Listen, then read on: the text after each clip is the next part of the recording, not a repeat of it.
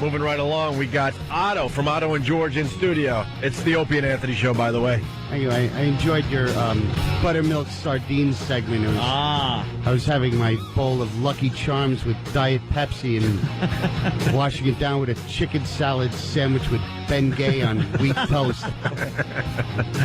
Boy, I got here just in time. You guys are completely out of ideas. Jesus. Nice. Produce that segment. Jesus.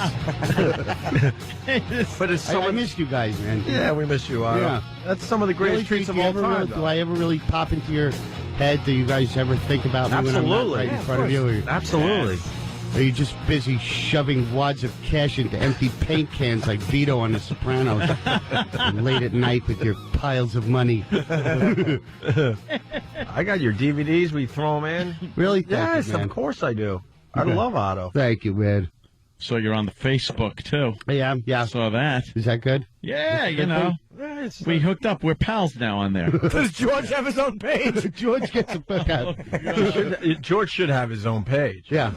You should be working 2 Facebook pages. Yeah. One for yourself, one for George. God. Yeah. Are you guys like, what kind of friends are you? Are you doing the tickle fights and all that other weird stuff they do on Facebook? I ignore every one of those things. Yeah. Ooh, a poke. You got a present. You got a kiss. Wait. You got a heart. You got a this. You got... What's a poke? I don't know. I just delete them. Yeah. And then everybody trying to get me into that stupid mafia thing. What mafia thing? It's like a game, a mafia mob war game on Facebook. And I'm just like, ignore. Become more part of my family, and I'll do... Shut up. Ignore. When are they going to have the technology to put the image of a computer onto a widescreen TV, or do they have that They yet? can now. Oh, yeah. They can already? Oh, yeah, they got that. Because every time there's something great on YouTube, I go, I want to see this bigger, you know? Oh, They've already worked on that? Good. My screen is the biggest. I got an old flat screen TV. You know what, though? My computer screen is an old TV that's not old, it's flat. It's this big. But But it's a computer screen, or it's a separate TV screen? It's like a monitor. And Same you pop thing it now. in, and Really? the quality's wonderful. Oh, okay. progressive scan. Well, we're living in great times technology-wise, yeah. Really? Yeah. The thing is, with YouTube videos, though, if you blow them up the size of a big screen TV, it's going to be all pixelated. A little bit. Because they You lose a little, but compress the drop out. crap out of it. Drop out of clarity. That's all right. Yeah. It's Yeah, old. but you just back up and you squint a little bit, and man, it's like high def. Yeah. I'm telling you. Yeah, sure. Try it. You think I'm crazy? Yeah. Come on. So I haven't been here in a while since your Obama won. I know you weren't too happy about him. Obama possibly. president, nah. Yeah. He loves Obama. Yeah. What? He just doesn't know it yet. No, yeah, and I don't think I'm going to know it for at least 4 and perhaps 8 years. I'm tired of the celebration. You know, he can't dance. Stop dancing and get on with your job of being president, you know? Yes. Really. That's how I feel. And this whole celebration thing is like, It's enough too show already. business. You're a politician. Fix everything that's wrong. Always try. The White House had to had to put out some kind of statement where they're going to try to curtail merchandising of the president. Oh. Because it's gotten ridiculous with the people hawking T-shirts and buttons and stuff. Doesn't that help the economy? They should just allow that to continue. Not down here in Midtown, my friend. I think if you go uptown, every corner you could buy a T-shirt, a thing with him with a halo nailed to a cross, whatever you want to see, the new Messiah.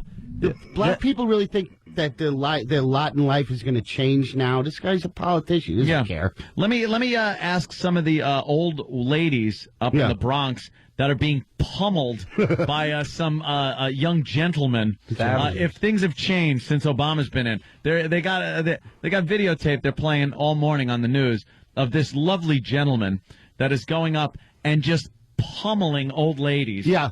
And stealing their money and doing whatever else. He is the first black guy to be followed by security outside of a department store. Bring it. I thought that was good. That is good. Nice. Where are you going to be, Otto? Should get the plug in. Treehouse.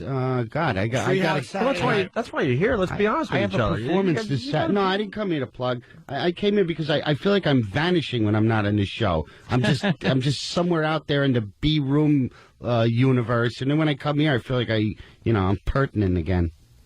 It's you played at Treehouses, right, Jimmy? Yeah, Treehouse inside of Denver. Yeah, they love Stanford. Stanford. This Saturday, Otto and George, Treehouse Comedy Club, Stanford, Connecticut. TreehouseComedy.com for tickets. And all my Long Island friends on February 18th at the brokerage. In Belmore. I haven't been there in a while. Nice little spot there. It's nice. They fixed it up. It's cool. Yeah, it's good. Good show. What else is going on with you, Otto?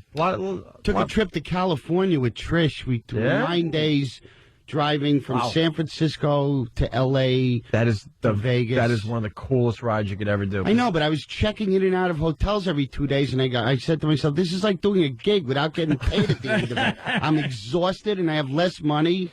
I'm constipated from the change of water. I was miserable by the end of the trip. I saw Penn and Teller in Vegas. They treated me good. Yeah, those guys. Yeah. Did you take the Pacific Coast Highway, man? Yeah. That was a little scary at times. It is, right, with the cliffs and stuff. Yeah. And you stop and you can hear the seals like a quarter mile down. Yeah, it's just it's just a pubic hair from death on some of those cliffs there. And people are like driving up behind us and like they're mad because you're not going 80. How many people just fly off that road? Yeah, they just sail right out there into eternity. They just sailed right out there. There's got to be just an amazing amount of people that just perish on that roadway. I went to the Hearst Castle. Boy, did I feel poor after seeing how that guy lived. Huh? Oh, my God. He had a swimming pool the size of a football field. Yeah. And he had the Marx Brothers over there and all these rich people. It was amazing. There's some Symbionese Liberation Army pictures of Patty Hearst. It didn't even occur to me, Patty Hearst, until later on. Yeah. Because you were allowed to ask questions on the tour, and I just kept asking him about, I was trying to do Fatty Arbuckle jokes. Yeah. And the lady wasn't having it. She was like, "Oh, Mr. Hearst, there was Mr. Hearst." He's just protecting his name. What about the Charlie Chaplin stuff? Also, wasn't there that big scandal with the murder on the boat? Right. Okay. Yeah. How about that, you tour guide liar? He had a big pool. Did he have Abbott and Costello over? And then Lou went, "Hey, that's a good idea for the yard." Okay. Abbott, there's a kid in my. That's why they couldn't get him out. He was sitting there. He would have been fine if he could have spit it out. Abbott, there's a kid in my. What are you saying, Lou? There's a kid in your pajamas? No, in my... That's terrible. Oh, little wispy hairs in the skimmer. Jesus. Oh my God. Yeah. You want to drain it and give it a good acid wash after a kid perishes in your pool. Oh, Jesus. Pretty dark. Yeah, no kidding. Just a tad. They really enjoy that too. Let them enjoy. They really enjoy that one. It's very golden. You can see them sparkling in the sun when you pick that skimmer basket out. Oh, a little patent leather shoe. Oh, Christ. It is just awful, but screw them. It's old. It's old stuff. Enough time's gone by. I don't care. They made a ride out of the Titanic. What do you want from me? Right. Yeah, you remember that whole Titanic ride? That big... You drive around, and occasionally they have these street fairs. Well, it's right after the movie came out, so it was a hot thing to get for your kids' party. And it's an actual, it's the bow or the stern of the Titanic, Titanic, and it's a balloon slide. It's one of those huge inflatable things, and kids climb up and slide down the deck into water. Yeah, and it's like, but did you understand that?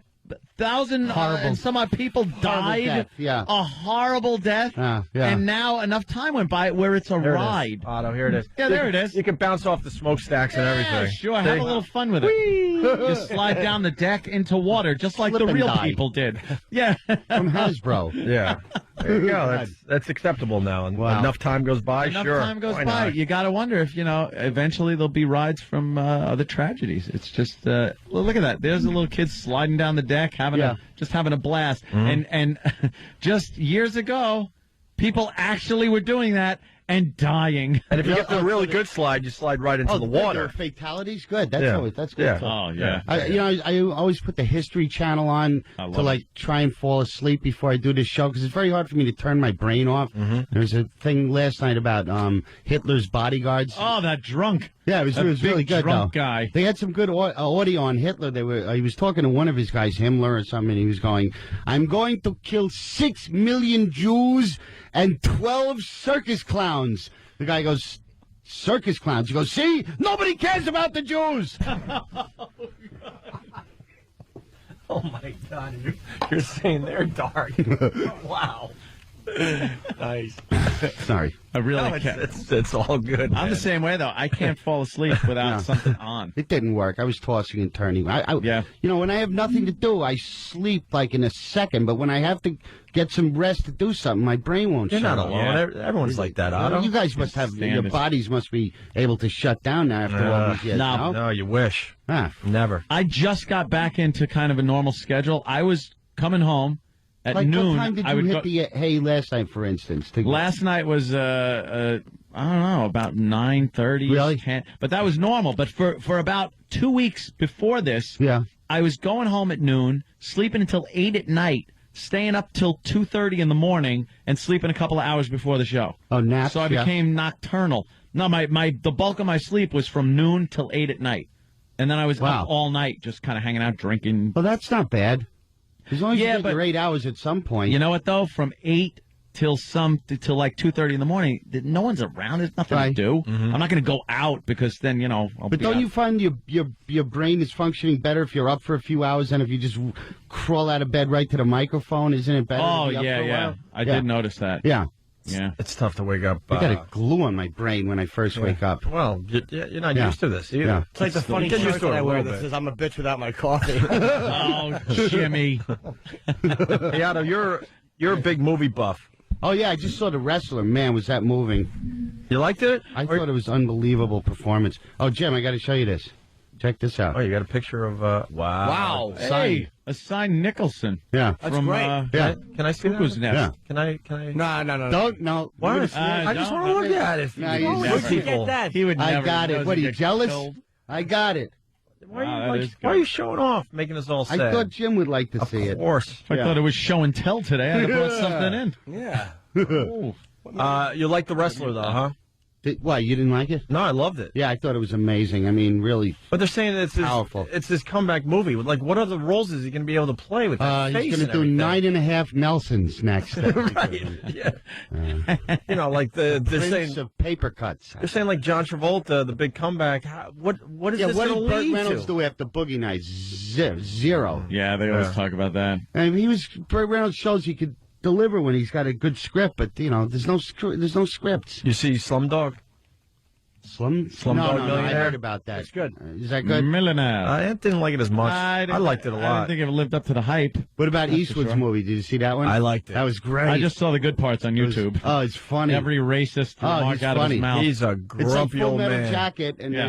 then like an action movie. It was great. I liked it. Very predictable. He though. was saying that the vanishing American, like eventually everybody's going to be brown, black, and yellow, and there's going to be no more guys that look like us eventually. Well, that's pretty obvious. That's the dream of some people. Yeah, No more white man. yeah. Yeah, but that was a great I like performance. adult films. Like The Wrestler was an adult film. It's not like children and Talking Dog Hotel and all that. Even when I was a kid, I didn't like that stuff. I always liked Death Wish and stuff.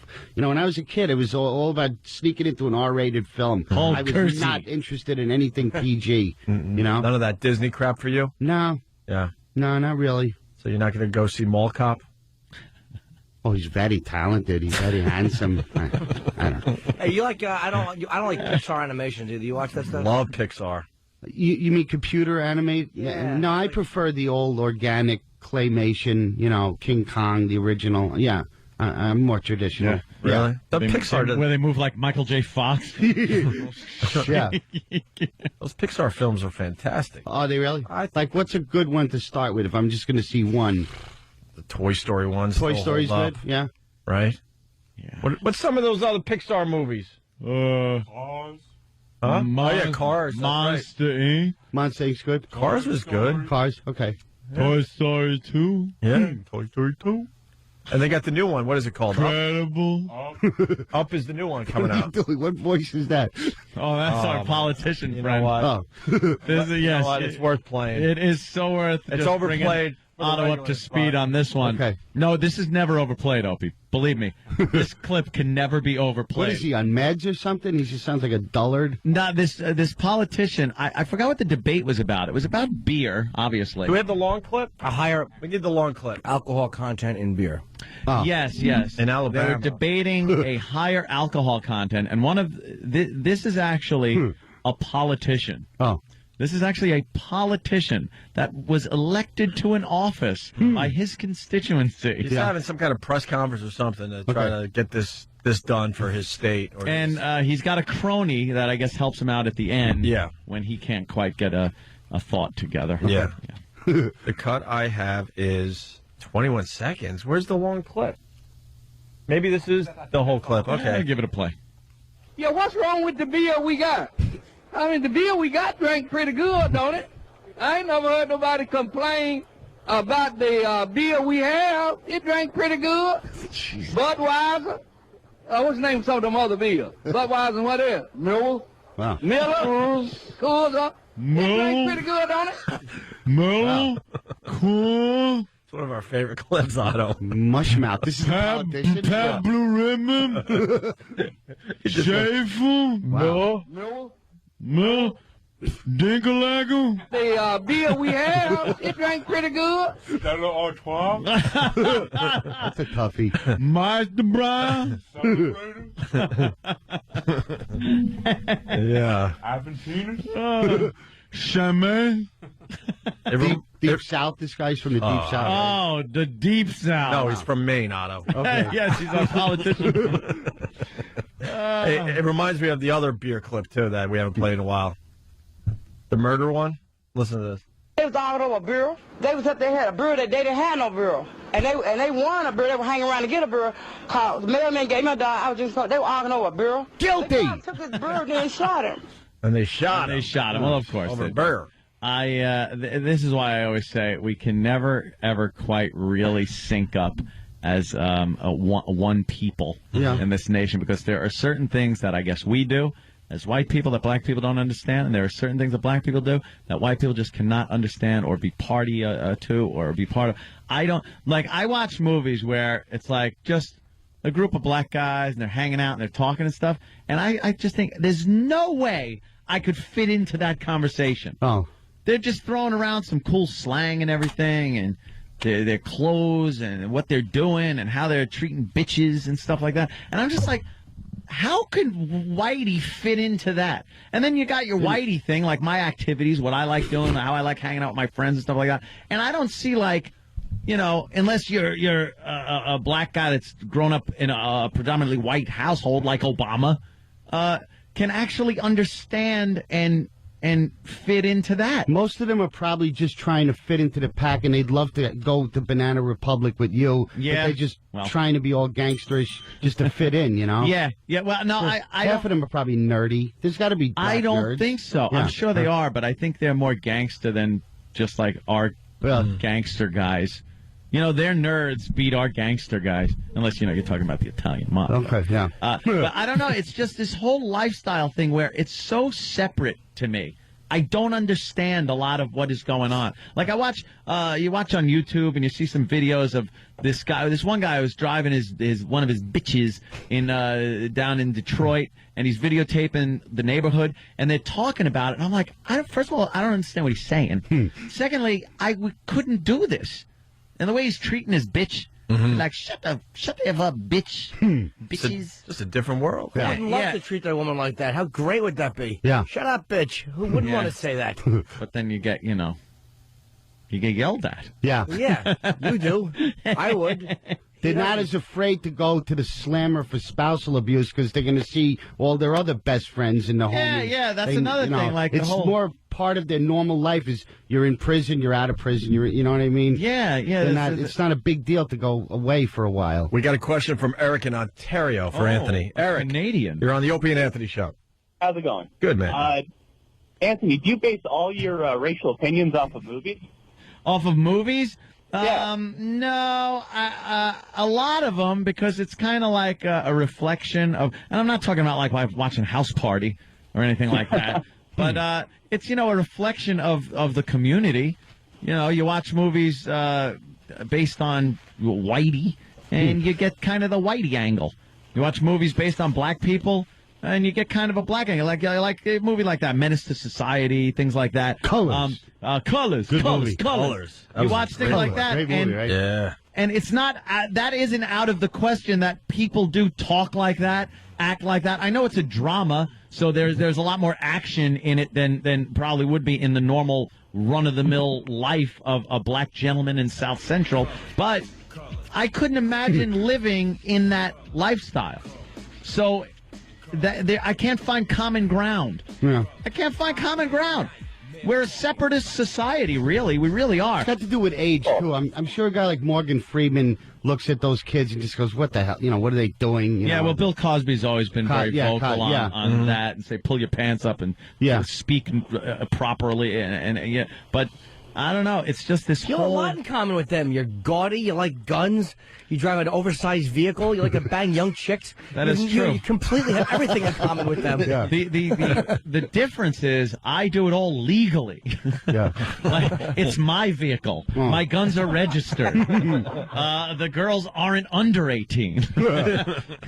Stupid, frightened white man. Exactly. Let's go to John in Indiana. John, we're hanging with Otto and George today, who's going to be at the Treehouse Comedy Club in Stamford this Saturday. TreeHouseComedy.com. Hello. Yeah, go ahead. Hey, I want to get a linger longer with Boo Got Shot. Well, we're heading toward a break. You want to do Boo Got Shot today? Boo Got Shot. You've heard Boo Got Shot, right, Otto? I haven't. That's a very famous clip. I haven't yet, no. You want to do it with the translation or without the translation? I like without. All right, there's a Figure it out yourself. Otto. There's a murder that went down, Okay. and they got an eyewitness to Boo getting shot. We got it yet? And this is how she described what she saw. Thank you. Boo got shot. She was taking real bad news. Pictures, they got shot. I said, who? She said, Boo got shot. I said, oh my God, we just saw it. My sister had called somebody up here. She called my cousin Punkin just stay up there. She called her, and Punkin told her that she was on the phone with police. And Chichi, she had left out, and she went and got in her car, she bailed out. And when she left out, then when I heard the gunshot again, and when I heard the gunshot, and I seen some boy had run in the building over back that way. He ran in that building, I seen that car just flew off, and then I seen a long gun, a big old gun in the car. Yeah, my sister's cousin, you called police and they sent an ambulance. Ambulance. Call my sister's cousin an ambulance. Could you possibly imagine hanging with that chick? No. Like going out on a date. The way you have gone out on dates and hung with girls and done that, could you possibly imagine taking her out and getting common ground? It's a nice fantasy, though. It was a good description. Oh, yeah. Mm-hmm. I'm talking one, maybe two times. I'm not talking like, going steady. Look, I'm talking There's about a nice finding fantasy there. anything you can talk about while sitting across from each other at a table. I wanted to go ghetto. I wanted to go ghetto so bad. Yeah. Never got it done. That's such bad jokes. She'd say Boo got shot, and you'd say, what caliber weapon? What caliber? Okay, Yeah, perhaps. You have a wonderful conversation. Perhaps we could go that direction. Just talk about firearms all night. We got to find the clip. We haven't played it in years. I don't even know if we have it anymore. The Bambulance. The guy The Bambiland. We need Bambiland. I think what happened was a deer. This guy hits a deer, was it? Yeah. And went through his windshield. went through his windshield. No, it was a moose. Was it a moose? Was that was a moose where the moose was sitting, like the woman hit the moose? Oh, no, that's another one. Oh, okay. That's a great picture. Yeah, the moose is his ass is sticking out of the windshield. But I think it was a deer. He hits he hit it and he put it in the back seat. Okay, that's what it was. He hits a deer. He decides to pull over, and he figures this is some good eats. Dead deer. Oh, okay. So he puts it in the back seat, and as he's driving down the highway, the deer comes to. That's Tommy Boy. Yeah, but I think it's based on a real story because we used to play the clip, and the 911 calls this guy going screaming and yelling, going, "I need a ambulance! Bambiland. I need a ambulance!" Deer's in the back seat. He's alive. Right. If we can What's find ambulance? An ambulance for Bambi? Maybe that's what he meant. Okay. We go to break with that. Otto and George killing with us today. Opie and Anthony. On there. Opie and Anthony. We got Otto from Otto and George in studio. George stays home now. We kind of like that in a way. I thought of bringing him today, but and then again, it would, this guy goes into a deli and orders a ham and Swiss. He goes, I'll have a ham and Swiss on rye, no mustard. And the guy goes, we're out of mustard. Would you like that without mayonnaise?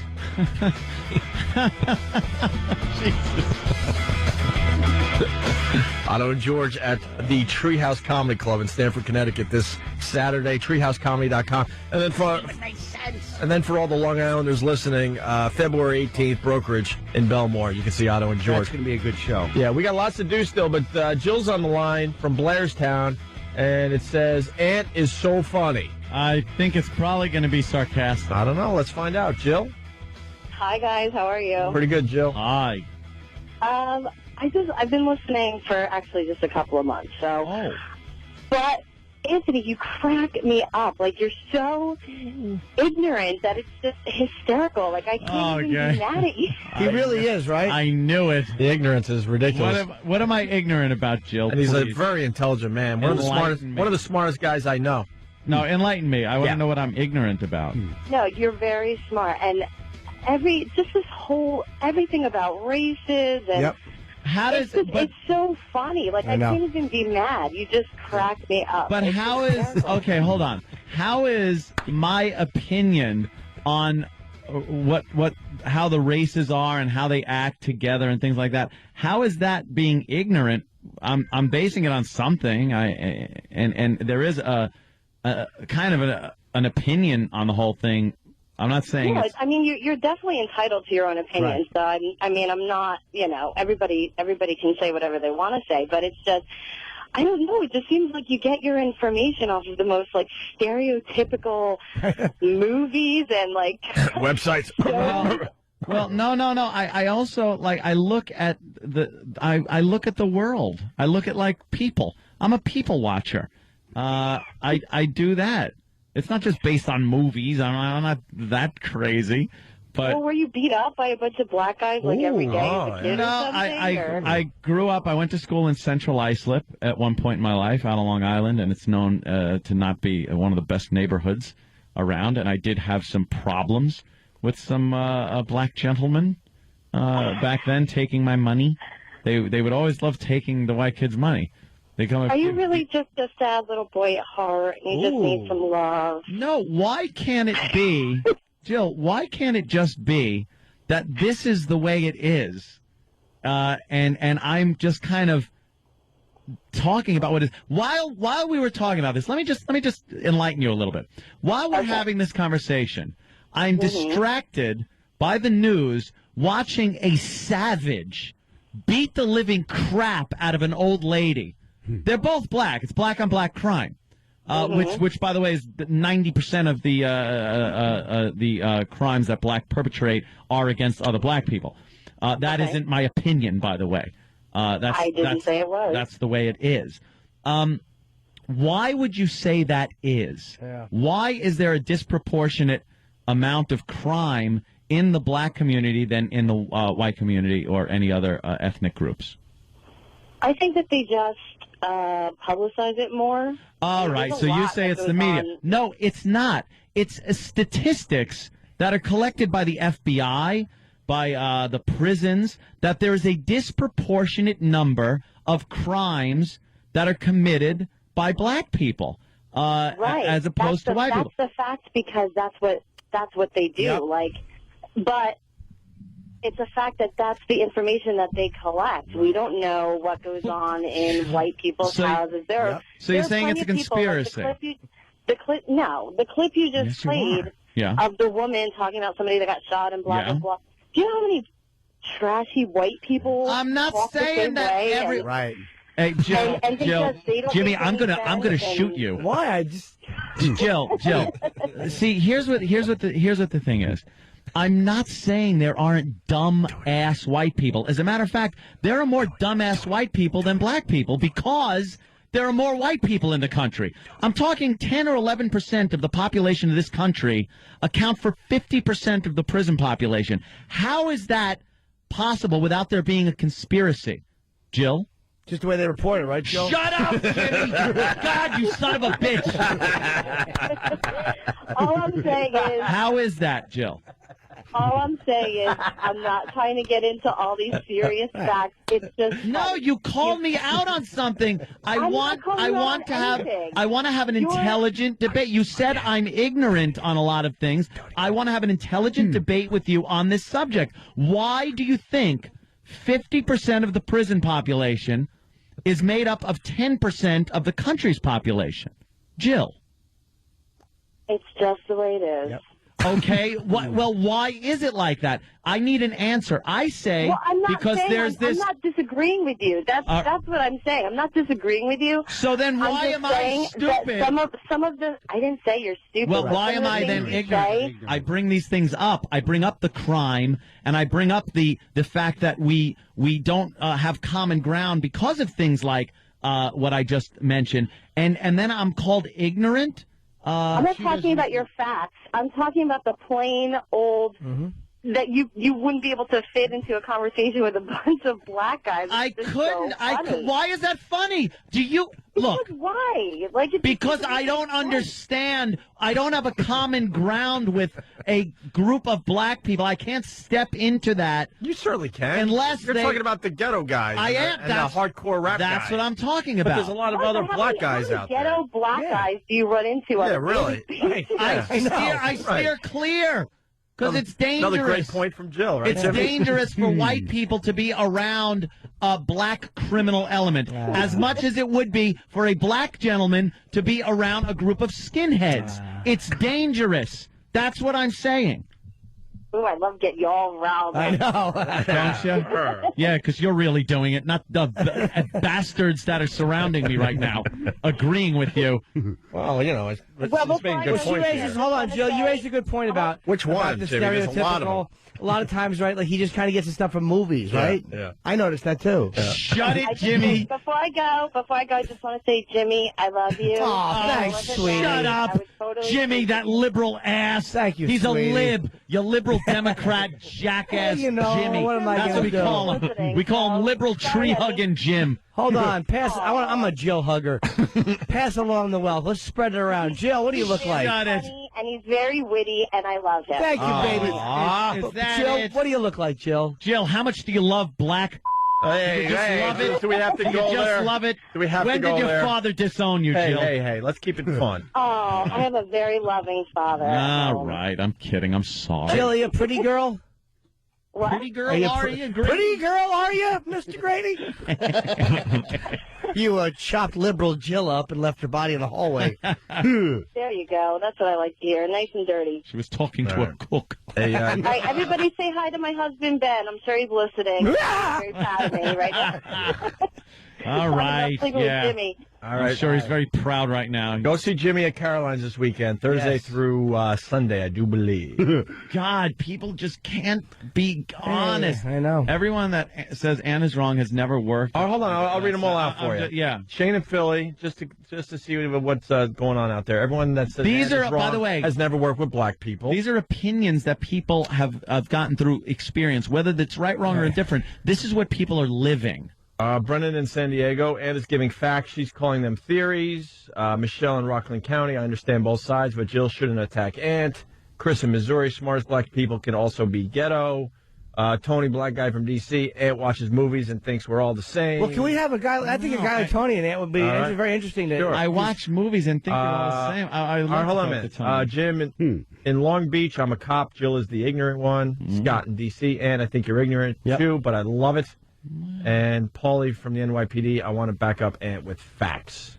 Yeah, there you go. Well, Tony from D.C. Tony, you're on the Opie Anthony Show. Hi, Tony. What's up, Tony? What's going on, fellas? What's up, man? Hey, Ant. Yeah. This guy, Ant. I mean, I love the show. I've been listening for years, but Thank you, Ant sir. just has been going further and further down the crazy trail. Yeah. The longer the years have been going on. Look, Ant. Yeah. Nobody. Look, I wouldn't fit into Minister Society. Okay. Yeah. Most black people wouldn't fit in Minister Society. That is a crazy, ultra-violent movie, you know. Yep. But to say that that's the same thing as a white black person hanging around skinheads. Skinheads kill black people. Yep. Black people, if you go around black people and you hang around with some black people, they'll just say, what is that guy doing in the hood? You know, but they're not going to go up and test your balls or anything. You know what I mean? I think if I try walking through East New York on a Saturday night, I am getting effed up, dude. I am getting effed up. If I walk past certain street corners, I'm a dead man. I'm done for. It's just the way it is. That is, yeah. And most of the violence, like you said, most of the violence is black people on other black people. Right. Yeah, that's because white people aren't around in those areas. White people are around, but if you hang around any bad neighbor, if I walked around a trailer park on a Saturday night, I mean, hell, I might get, I might get messed up. You're I might right. Get killed. That's my whole thing is we're still a very separatist society because I don't think we can find common ground. What's, Tony, give me a brief, what is your Saturday night like? What do you do on a weekend? On a weekend, I sit at home, to be honest. All right. I sit at home and Who's I home? just watch TV. Oh, man.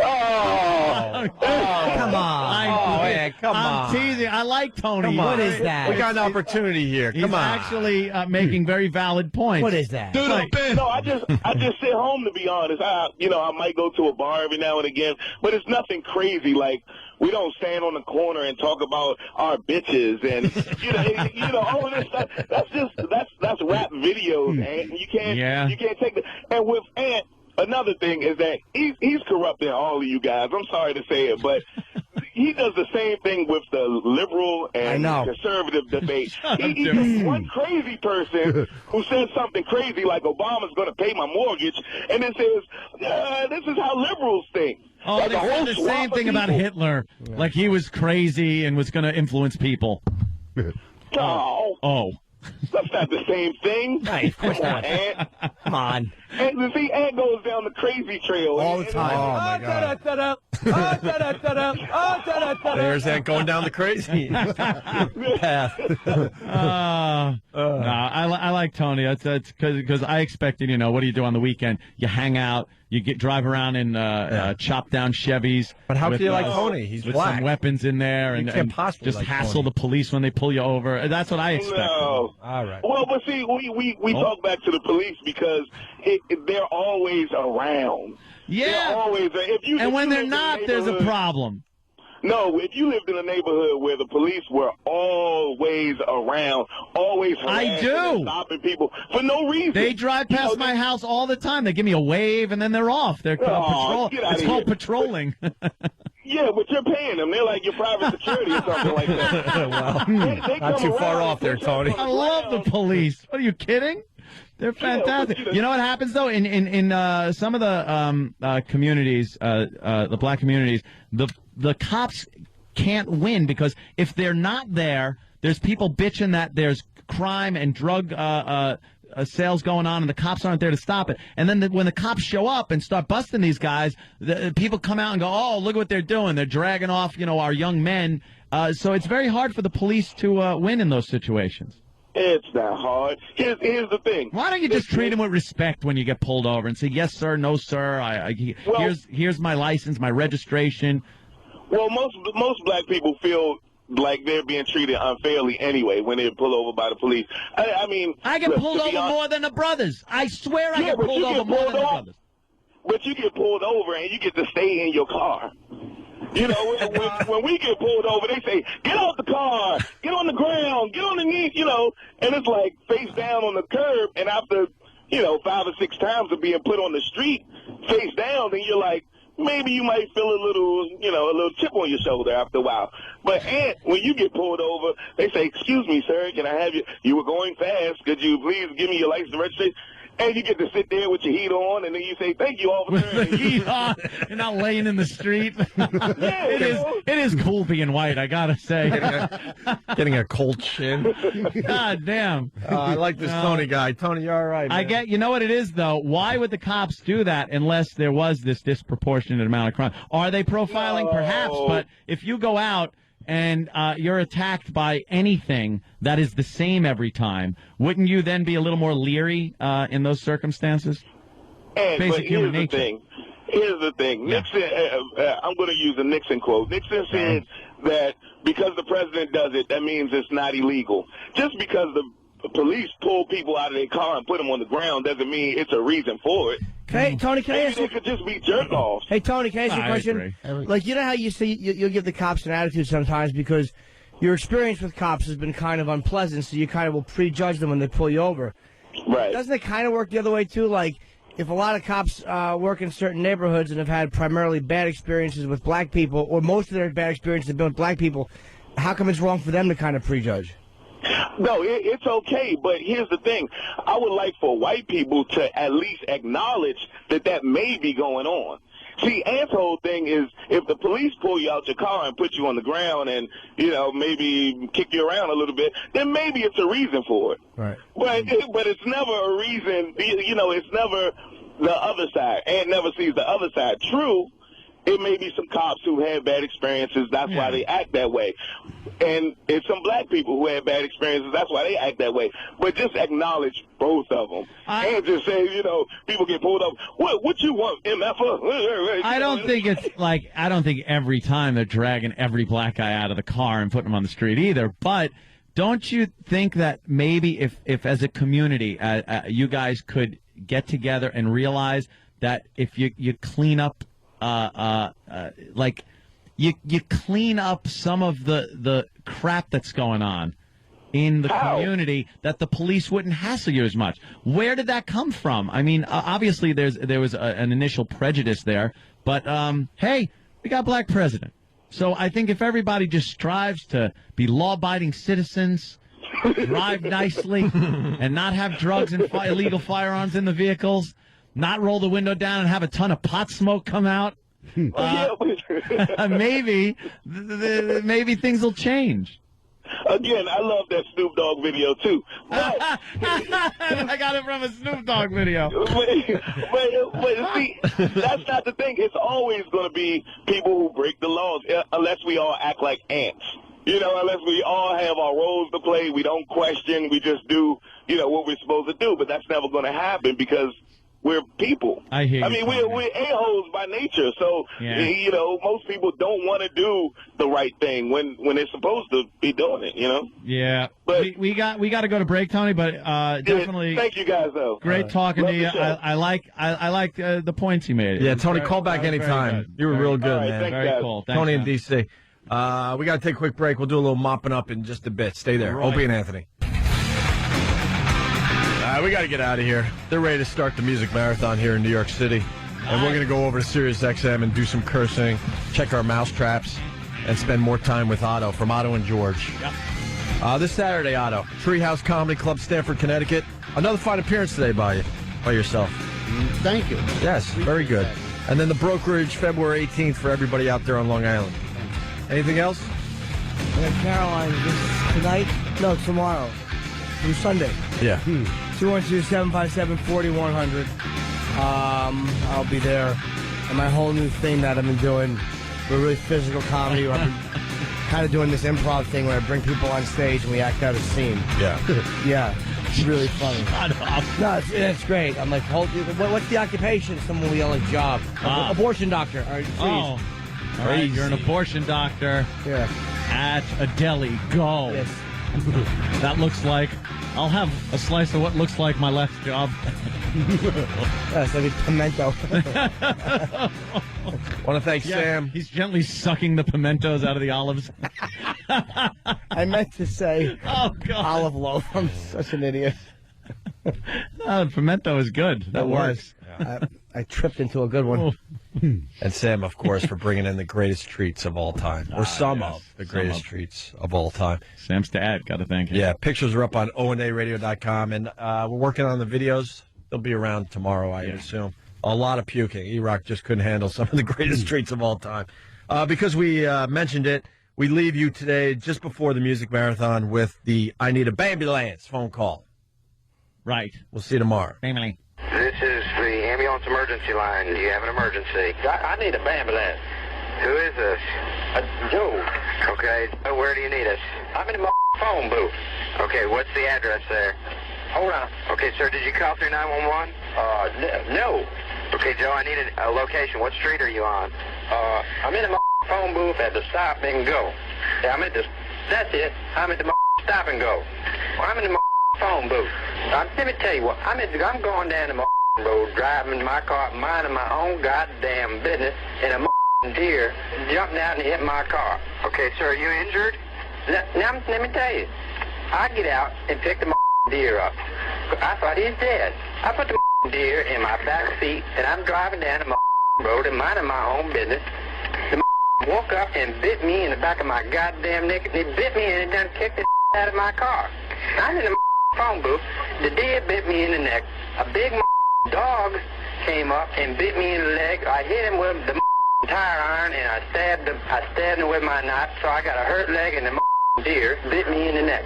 And the dog won't let me out of the phone booth because he wants the deer. Now who gets the deer? Me or the dog? Okay, sir, are you injured? Yeah, the deer bit me in the neck. Hold on. The dog is biting me. Hold on. God damn it, get out of here. Hold on. The dog is biting my ass. Hold on. All right, continuing with the Opie and Anthony Show. Otto from Otto and George has made the walk. Yeah. Some of you guys, you don't make the walk. We like when we see you make the walk. Yeah. Otto continues with us. All right, got a nice audience filing in. Ooh, onto the bleachers. And Mousetrap still nothing, huh? Wow, that's... Fuck, you'd think there were no mice around here. That's becoming a bust. We know that the place is infested with rodents. I think they got the exterminator coming in tomorrow, too, so... Game over. Bit is going to be over tomorrow. Fuckers.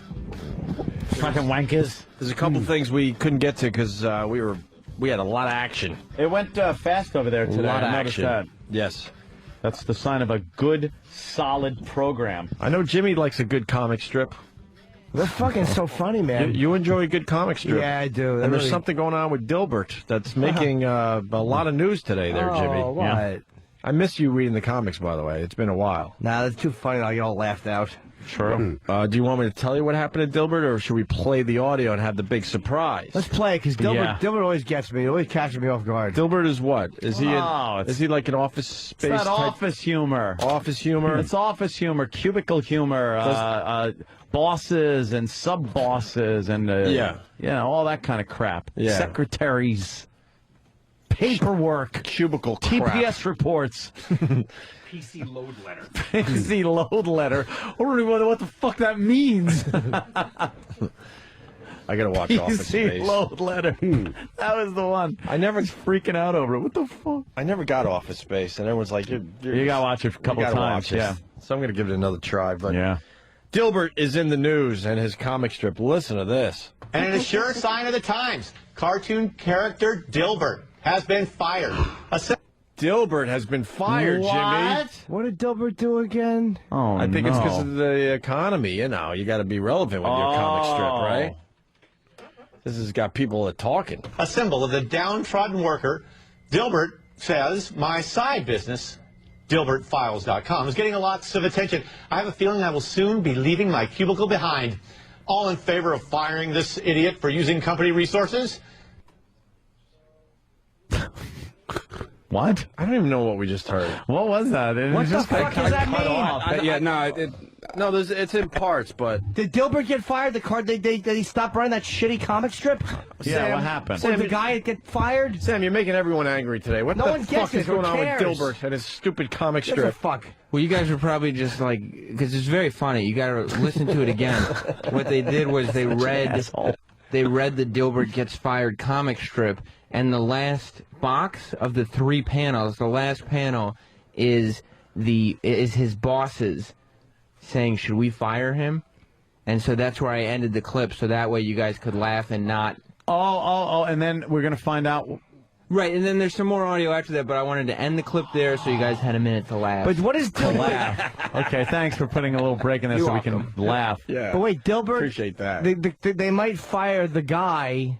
The character. Who gives a fuck? Not the guy that writes. No. The character Dilbert is getting fired, so now we're gonna have to follow his adventures of trying to get a job or misadventures. Of trying to get a job. Fucking Sam, man. What does he do now? Like he's going to be He's an sucking office cock worker. down in the meatpacking district. How about Dagwood gets arrested for rape? And fucking Blondie goes to defend him? That'd be a great fucking Yes. Where Peppermint Patty is caught eating pussy. She's fucking eating Lucy's ass in the doghouse. That'd be a great little twist in a comic strip. Oh, wouldn't it? Yeah. Love to see that. Where Marmaduke jumps into the family circus and fucks the kid's face. You get chlamydia from Pigpen. Doesn't wash his cock. He's unclipped. One of them like a Pollock. So let's take Sam's advice and let's replay this. Yes. Let's see where this is going. Because he gives us time to laugh. All right, now we got the setup. Now this might make sense. And in a sure sign of the times, cartoon character Dilbert has been fired. A symbol of the downtrodden worker, Dilbert says, my side business, DilbertFiles.com, is getting lots of attention. I have a feeling I will soon be leaving my cubicle behind. All in favor of firing this idiot for using company resources? Oh, so that was the panel with the bosses? He's sitting there, so Dilbert's sitting there going, well, I've created this side business while I'm at work that's going to enable me to leave my job and, you know, become a successful millionaire on my own. Right. Little does Dilbert know that in his head he's saying, I'm going to be out of here soon, but he's going to be out a little sooner than he thinks. Sam. Wow, Sam. The way you put it. Right. All right. Scott Adams is the man, the cartoonist, and the blogger behind the character. Scott, why did you pick this moment in time for Dilbert to lose his job? Boy, I wonder. I wonder why. Maybe because everyone's losing a job, and he wants to have Dilbert relate to the people, man. So Fuck. It's the smart move. Tessio was always smarter. Dilbert was always smarter. Dilbert. Ugh. Pick you up in front of Dilbert's joint in an hour. This moment in time for Dilbert to lose his job, and quite frankly, he was using company resources. It's a terrible thing to lose a job, but didn't he deserve to get fired? Well, you know, his company was slowing down just like everybody else's company is slowing down, and he didn't have much to do, so he started a side business in his cubicle. That guy sounds like which is, you know, what a lot of people do, including myself. He does sound like Napoleon Dynamite. Dilbert should get it in the head like the Turk. Why don't you just drop me on the way after or whatever? In business in his cubicle, which is, you know, what a lot of people did, including myself, and he got caught. So it just seemed like a good time to downsize him and let him see what it's like to try to get a job in this economy. God, what a bore. Oh, you know. That's see how it's like to get a job in this economy. I mean, I'm with Sam here. This is a treat for everyone. Is he gonna just like be looking for a job, or is he gonna take a little time off and hang around the house? Well, for a little while. What do we see? A lot of people are asking that question. Are they, Sam? And in this next track, we find out. Wow, okay. Does your dad enjoy a good comic strip when he's eating some of the greatest treats of all time? I don't know. He does have the Sunday paper by his side while he's eating these treats. Yeah. I bet he likes Beetle Bailey. Some of those old comics that have been around for 1,000 years. Starr. Brenda Starr still hot in comic strip form? Is he going to get brought back really fast, or are you going to have a long-running storyline where he's now looking for a job and get a lot of humor out of that? Well, I will tell you that, you know, I can't give away too much. I will tell you that when he comes back, it won't be in the same capacity. So I can't wait to see it. That's a cliffhanger. cliffhanger. Wow. Now I got to start reading the Dilbert. We're going to learn 3 panels at a time. For the next 5 years, we'll chronicle his fucking 2 job searches. 3 effing panels at a time. How fucking my boring. God.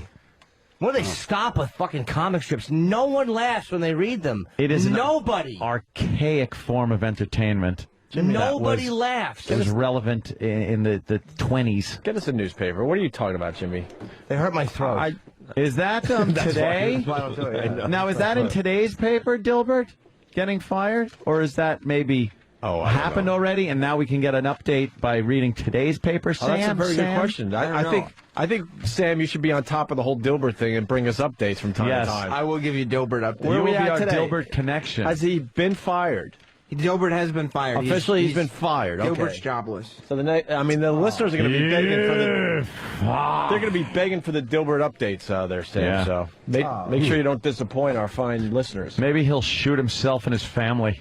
That would be great, wouldn't it? We don't have a Dilbert today, but we have Beetle Bailey today. Fuck Beetle Bailey.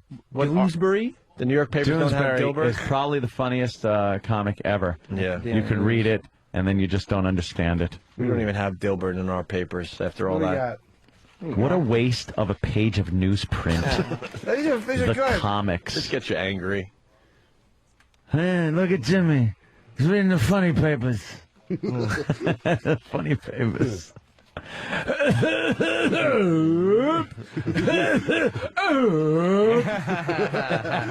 Fucking Don Corleone, you dummy.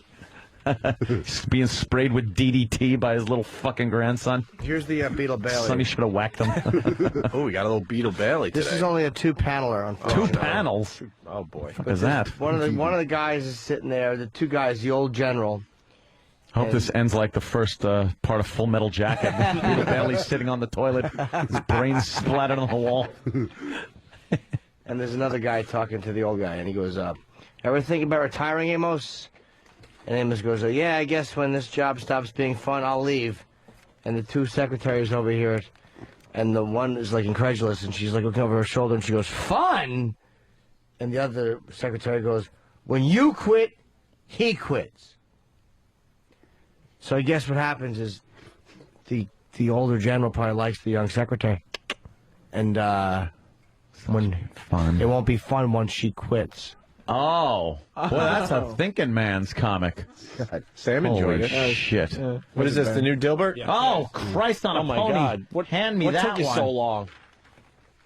Dilbert got fired January 21st. Sam sucks. This is old, boring news. This is not old, boring news because we're still following the case. Mm-hmm. We haven't covered it yet, so now it's news. This fucking Dilbert. What is Dilbert? Looks like a cigar person. Why is he naked? Doesn't Dilbert usually have a tie that, like, kind of goes up at the bottom? He's not working anymore, Ant. Ant. Oh, Why would you wear a tie if you weren't working? Is he being interviewed by a dog? That's Dogbert. Yeah, that's Dogbert. I don't know what the fuck Dogbert is. This is a Dogbert? Yeah, it's Dilbert and Dogbert. Oh. And Dogbert likes peanut butter rubbed on genitals. Yeah, on Pussybert. On Dilbert's asshole. Dogbert puts a pink lipstick bird in Dilbert's mouth bird. Fucking Dilbert is horrendous. And just if you want to set up, I'm reading yesterday's Dilbert. All right, yeah. And so he's interviewing with Dogbert, and Dogbert tells him that they're going to put him through some rigorous tests for his interview process, and then it turns into like kind of like a water torture situation where Dilbert takes his clothes off and they've hung him upside down and they're dunking his head into water. Oh, okay. So now this is the continuation, which is explains why Dilbert is without clothes. Is nude, semi-nude. Yeah. Sexy Dilbert. How do we explain this? Who wants to take this one? Well, Dogbert's at the desk, and cigar person's just standing there. Apparently, Dogbert is playing the part of the person that Dilbert will have to interview with when he does go out on the job. He is now just training, I guess. Oh, this is fake interviewing? Fake interviewing with Dogbert. Oh. Well, you got to, be ready At to his get house. back into it. Okay, I got you. Yeah. All right. Yeah. So Right. Dogbert says, you survived the rigorous interview process, but there are no openings in engineering. Mm-hmm. And then the That's next panel one. Mm-hmm. And panel two. Look how lazy is that drawing. The second panel is of the top part of a building. Anyone could draw that. Oh, is that what that was? That's the only thing I could draw. I couldn't even tell what that the fuck it was. I thought it was a box. Yeah, at first I thought they were inside a box, and then I thought it was an air it's the conditioning top two duct. floors of a building, and that's the whole panel. And I thought it was, then finally I settled on that it was the other side of a cubicle. That they were then like kind of just looking. Yes. Oh. No. But no, it's the top of a building. Very good, Opie. Oh, wow. That's It's an really establishing shot. This guy's very good. features. That's a comic strip. You can't get a little more artistic? What a lazy fuck. You're in a like lot of Die Hard. newspapers. Give us And more by than the just way, a dumb building. all he did was duplicate the first and third panel also. There's no changes. Yeah. So he fucking completely lazed out on this one. Yeah, but it's in the writing. Is it? Shut it. Yeah, the writing is good, though. All right, so you got the top two floors of a building, and I mean, that is it. And it's a lame-looking building. It looks like a cubicle, like these guys were saying, or a box. All right, go ahead. And Dogbert, I guess, says. Dogbert says... You don't know because you don't see the characters because, Yeah. he's lazy. Why would you? Yeah. Dogbert says, however, I am prepared to offer you a position in sales. And Cigar Body says, you mean a job? And now I go to panel 3. And that's all they wanted to give us in panel number 2. Because you got to find out what's in panel 3. Panel 3 is exactly the same as panel 1, but with funnier banter. It's the exact same drawing with just different words. Yeah. This lazy fuck. Who is the Dilbert guy? I don't know. They said his name on the clip. Yes. Yeah, well, I ain't replaying that horse Scott shit. Adams. Yeah. Scott Adams sucks. Even his name is boring. Yeah. Fuck him and Scott Burt. So then Dogbert says, no, he says, you mean a job? And then Dogbert goes, no, just a position. And then Cigar Body says, this took an ugly turn. This cannot be. And that's it. In papers. Yeah. This cannot be in newspapers. Who? There's a website laugh at dedicated that? to this. Wow. Yeah. That's it. Who would laugh at that? Nobody would laugh at Nobody would laugh at that. It's not funny. It's not even this. It's not even that. Not even a... It's just shit. Well, I want to. I mean, That's for jacking off. Cigar Body. What's that for? Yes. Jacking off. This is Warren Jerombert. but in a way, it does kind of lead you to want to know what's going to happen tomorrow. Well, if he's standing in front of Dogbert tomorrow, I'm fucking burning the paper. The whole building. Burn the paper, burn the paper. Yes, Danny. On Dilbert.com, there is there like a preview, a trailer for tomorrow's fucking panel? Well, no, but there is a fun game. It's called "Are You Funnier Than Scott Adams?" And it basically gives you it gives you the last panel blank, so that you can. Oh boy! Oh well, I think we should have a little contest. So, if you'd like, I could print out some copies. I'd like it a lot. Can we do that? And we can play a little game. Let's play a little game. Sounds fun, Dan. Can the listeners play online and They sure can. They can go to Dilbert.com, and there's a link right on the homepage to "Are You Funnier Than Scott Adams?" How about you pass out a bunch of them to our studio audience also? Oh, yes. Let's play "Are You Funnier Than Scott Adams?" See if they're funnier than Scott Adams. Ooh, Scott Peterson is funnier than Scott Adams. He certainly is. So is Connor. You go to Dilbert.com. Lacey Burt wasn't. Lazy Bird. Oh, God. Oh, she came up like sushi, all wrapped in seaweed. Oh, I'll have the young child.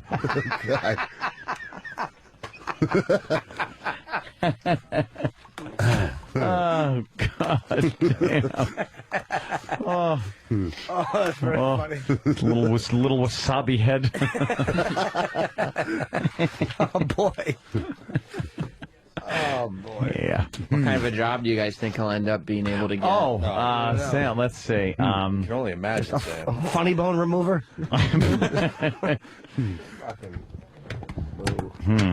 Boo. All right, so we're going to play Are You Funnier Than Scott Adams, the creator of Dilbert, the writer, the blogger. He blogs about it. Of course he does. Bloggers are always very funny. They're very funny people. I can't wait to see what happens. How long has Dilbert been around? Forever. Yeah, it seems like forever. Certainly It's does. one of the newer cartoons, but it's got to be around since the early 90s. Yeah, definitely. And it was actually, it got to the point where I think Dilbert actually had a short-lived animated series. Oh! Yeah. Where? I don't remember the original network, but I think Comedy Central syndicated it for a UPN? while. UPN? Oh, I was trying to knock that off. You did pretty good. I know, close. Danny, what's this clip? Some repo clip that's supposed to be pretty good. Calling a bank. What do we got here? As we make copies of the Dilbert panel. The audience now has it, and they're going to attempt to be funnier than douchebag Adams, or whatever his name is, Adam Scott Adams. Shithead. We Not Rich? What is this about? Huh. I wonder. We Not Rich. Okay. Yeah, well, this is really, it's something quick. It's something for Aunt, really. Thank you. You really just have to play it, I think. I mean, you'll listen to this voicemail that was left for a banker. Okay. Somebody had called to try and repossess a vehicle for lack of payment. Yeah, that'll happen. It will. And this was the message that was left back to the bank. And it kind of goes on for a while, and you go, okay. And then there's a nice little punch at the end that makes sense for everybody. Righty? Yes. Y'all come to get the car? The car is not here. The car is in the shop, and one part is at another shop. If y'all want it that bad, y'all can go pay that man to get it out, and then pay the person to get the other part out. I mean, because you act like y'all couldn't be patient. You knew that we was going to get it taken care of. So if y'all want it that bad, y'all can go get it. You pay the man and pay the other man, and we can leave it as that. Because we're not owing that much on the car. Y'all want to trip on it now that we're only got on $1,000 or $2,000 on it. So you know what? God bless y'all. Y'all can go pick up the car. So you know what? Give me a call back, and I will give you the direction to where the man is. And I will let him know that y'all going to be paying him to get it out, because y'all don't be patient. We're not rich like y'all. That's one thing y'all going to have to understand. But one day, this year, we will be. Because we have Barack Obama. You cunt. You fucking cunt. Wow. Ugh. I just felt bad for her. Shut it. I did. She said they took her car. First of all, this dumb fucking goon doesn't even understand. The repo guy can go to the fucking garage or wherever the fuck this car is that she says is being serviced in 2 different places. What, did she cut it in half? And take it. And repo the fucking thing. And the bill is still going to your stupid ass. What a dummy. Obama president, nah. But I'm not rich like y'all, but I will be. No, you're not. No, you're not. Barack gonna take Gant's money? Yeah, well, she got her car taken away. You heard. Good. She's gonna be rich. Ugh. Like all of us. And my fucking taxes go up because this cunt has to fucking get more money. Because I gotta help. Because I gotta help bring people up behind me. This is the shit I'm talking about, by the way. When people call me delusional and stupid and ignorant and fucking, I only get my shit from movies and stuff. No, that's reality. That's fucking reality. That's what we're dealing with. That's what we're fucking dealing with. Ignorant motherfuckers like that who think they're gonna fucking get rich off of people that are working for a living. Asses. There's a few out there. there. Good. Get your car repoed, you cunt. There's just a few out there. It's not an epidemic. Leave a few of your kids in there too while you're at it, so I don't have to pay for them. Oh, what a twat! God, is that annoying? Oh, that clip is annoying. Fucker. Oh, good. That's going to make this Dilbert fucking panel real easy. All right. We got the Dilbert thing. At least there's one word I know how to spell by heart. Now, the comic strip we just did for you, you could, like, do the third panel yourself. That's where we're at. So we got you survived the rigorous interview process, but there are no openings in engineering. Second panel with the building. However, I'm prepared to offer you a position in sales. Cigar Body says you mean a job. And now we got third panel. As we play Are You Funnier Than Scott Adams, the creator and writer and blogger of Dilbert. And you can play along at home at what, Dilbert.com? All right. First entry. First entry is from Otto's friend. Otto, you didn't introduce your friend. Well, that's Roger Sullivan over there. Roger Sullivan? Yeah. From Ho-Hocus. Ho-Hocus? Yeah. What the hell's Ho-Hocus? It's north of Paramus. I didn't know of a town called Ho-Hocus. Yeah. Danny, you want to read this? You take the entries. Sure. Are you funnier than Scott Adams? So, should I recap the whole panel again? I did, but yeah, do it one more time. Right. What the hell? So the first panel, Dogbert says to Dilbert, you survived the rigorous interview process, but there are no openings in engineering. However, I am prepared to offer you a position in sales. Dilbert replies, you mean a job? And in this, our first entry in the Dilbert game here, Dogbert says no, and Dilbert says, well, I guess I could deal pot. Mm-hmm. Wait, what is he saying over there? What? You're hoping for a little something more than that? Oh, wow. Why would the mic be on? Why? Why would it be on? I'm so glad the listeners get to see it for themselves, because a lot of people think it's just a bit we do. And no, it's no bit. It's reality. All right, we'll try again.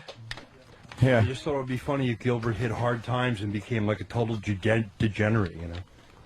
That would be funny.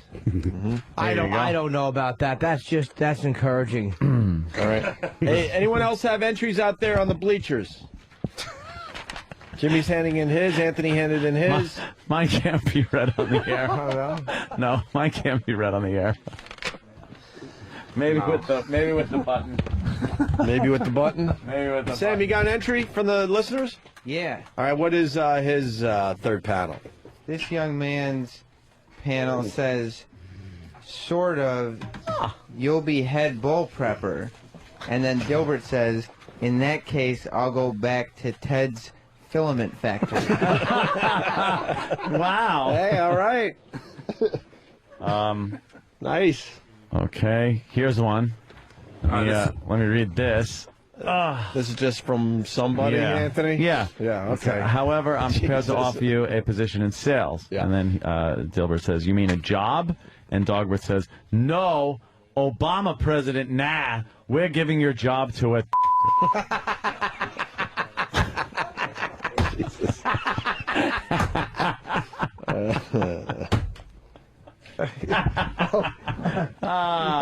Okay. Well. Hold on. Oh, no. Here he goes. He got it. He's cracking up. That's the kind of laughs we have here. Right? Yeah. All right. Boy, look at everybody out there just really thinking. And what's the matter? You got nothing, don't you? Look at you. Nothing. Here you go. Danny, try that one.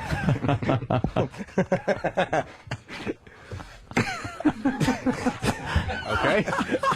Uh-oh, that's never good. Okay. All right, so however, I am prepared to offer you a position in sales, and Dilbert says you mean a job, and Dogbert says, yes, you can do Opie and Anthony's job once Aunt gets them fired.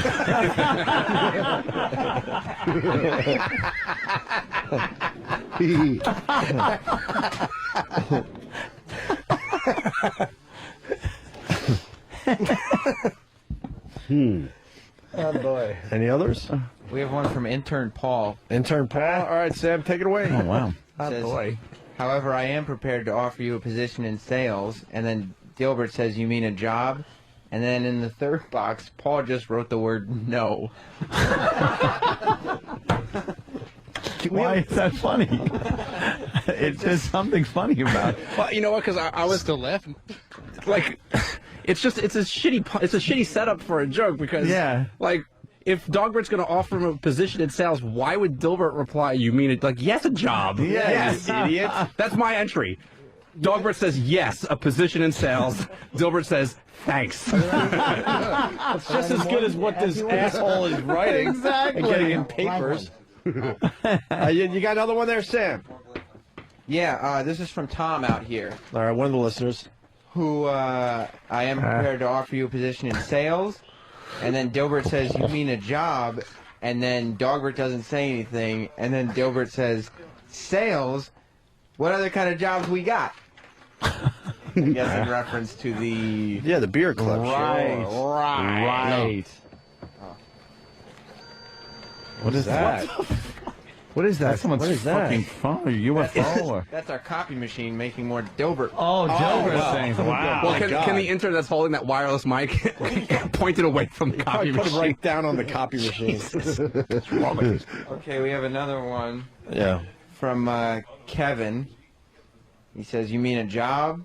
And then Dogbert says, yeah, selling I Hate Your Guts by Jim Norton. Oh! I think it's more of a plug than anything else.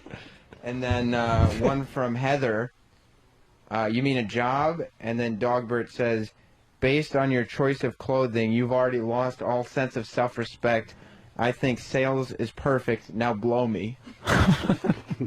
Which is more... the now vulgar. blow me kicker I like. That's good. Yeah. That's a good one. Chokers. We got another one being handed in. Thank We got God. another one.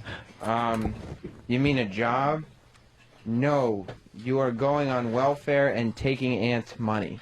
Oh, that's, see, I don't like that. I don't find it funny. Does he have those blank ones? Yeah, they're coming. Oh, we got more blank ones being passed out. Good.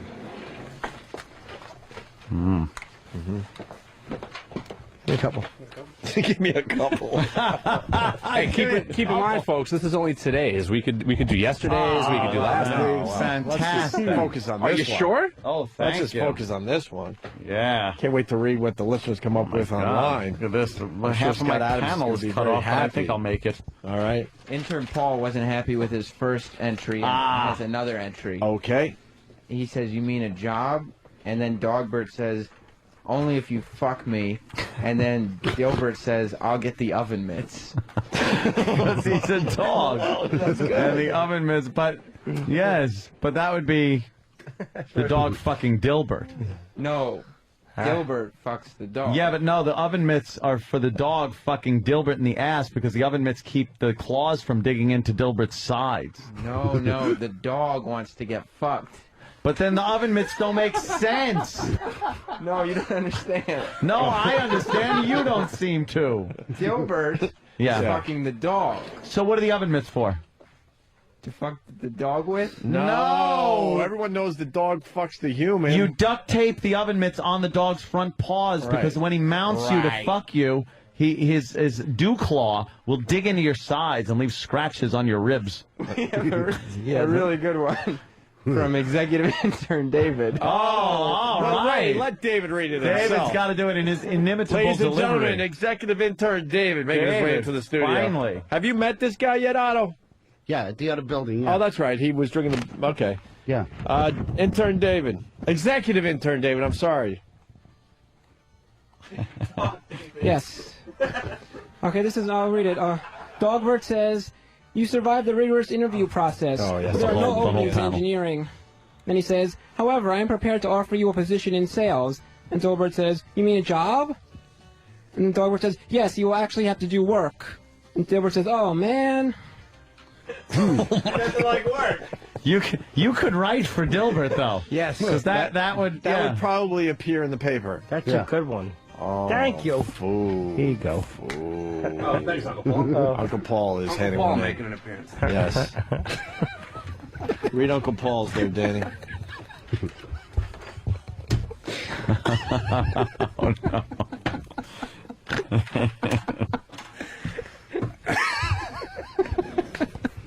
Well, I don't really think that it's Dogbert and Dilbert having a conversation. It just kind of seems like a question that Uncle Paul is kind of wondering. All right. Oh, really? Okay. Thank you, Ken. Cartoons is fun. It just says... You have to read the cartoon. Okay, let me read the cartoon. So we know what the first panel is, and then Dogbert says, "However, I'm prepared to offer you a position in sales." And Dilbert asks, "You mean a job?" And I'm not quite sure who's saying this. It's just kind of in the panel in bad handwriting. It just says, "You got any kids I can fuck?" Jesus. And can is spelled K-A-N.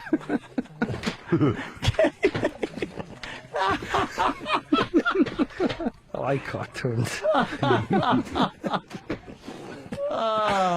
And Uncle is also spelled with a K. Like cars for kids.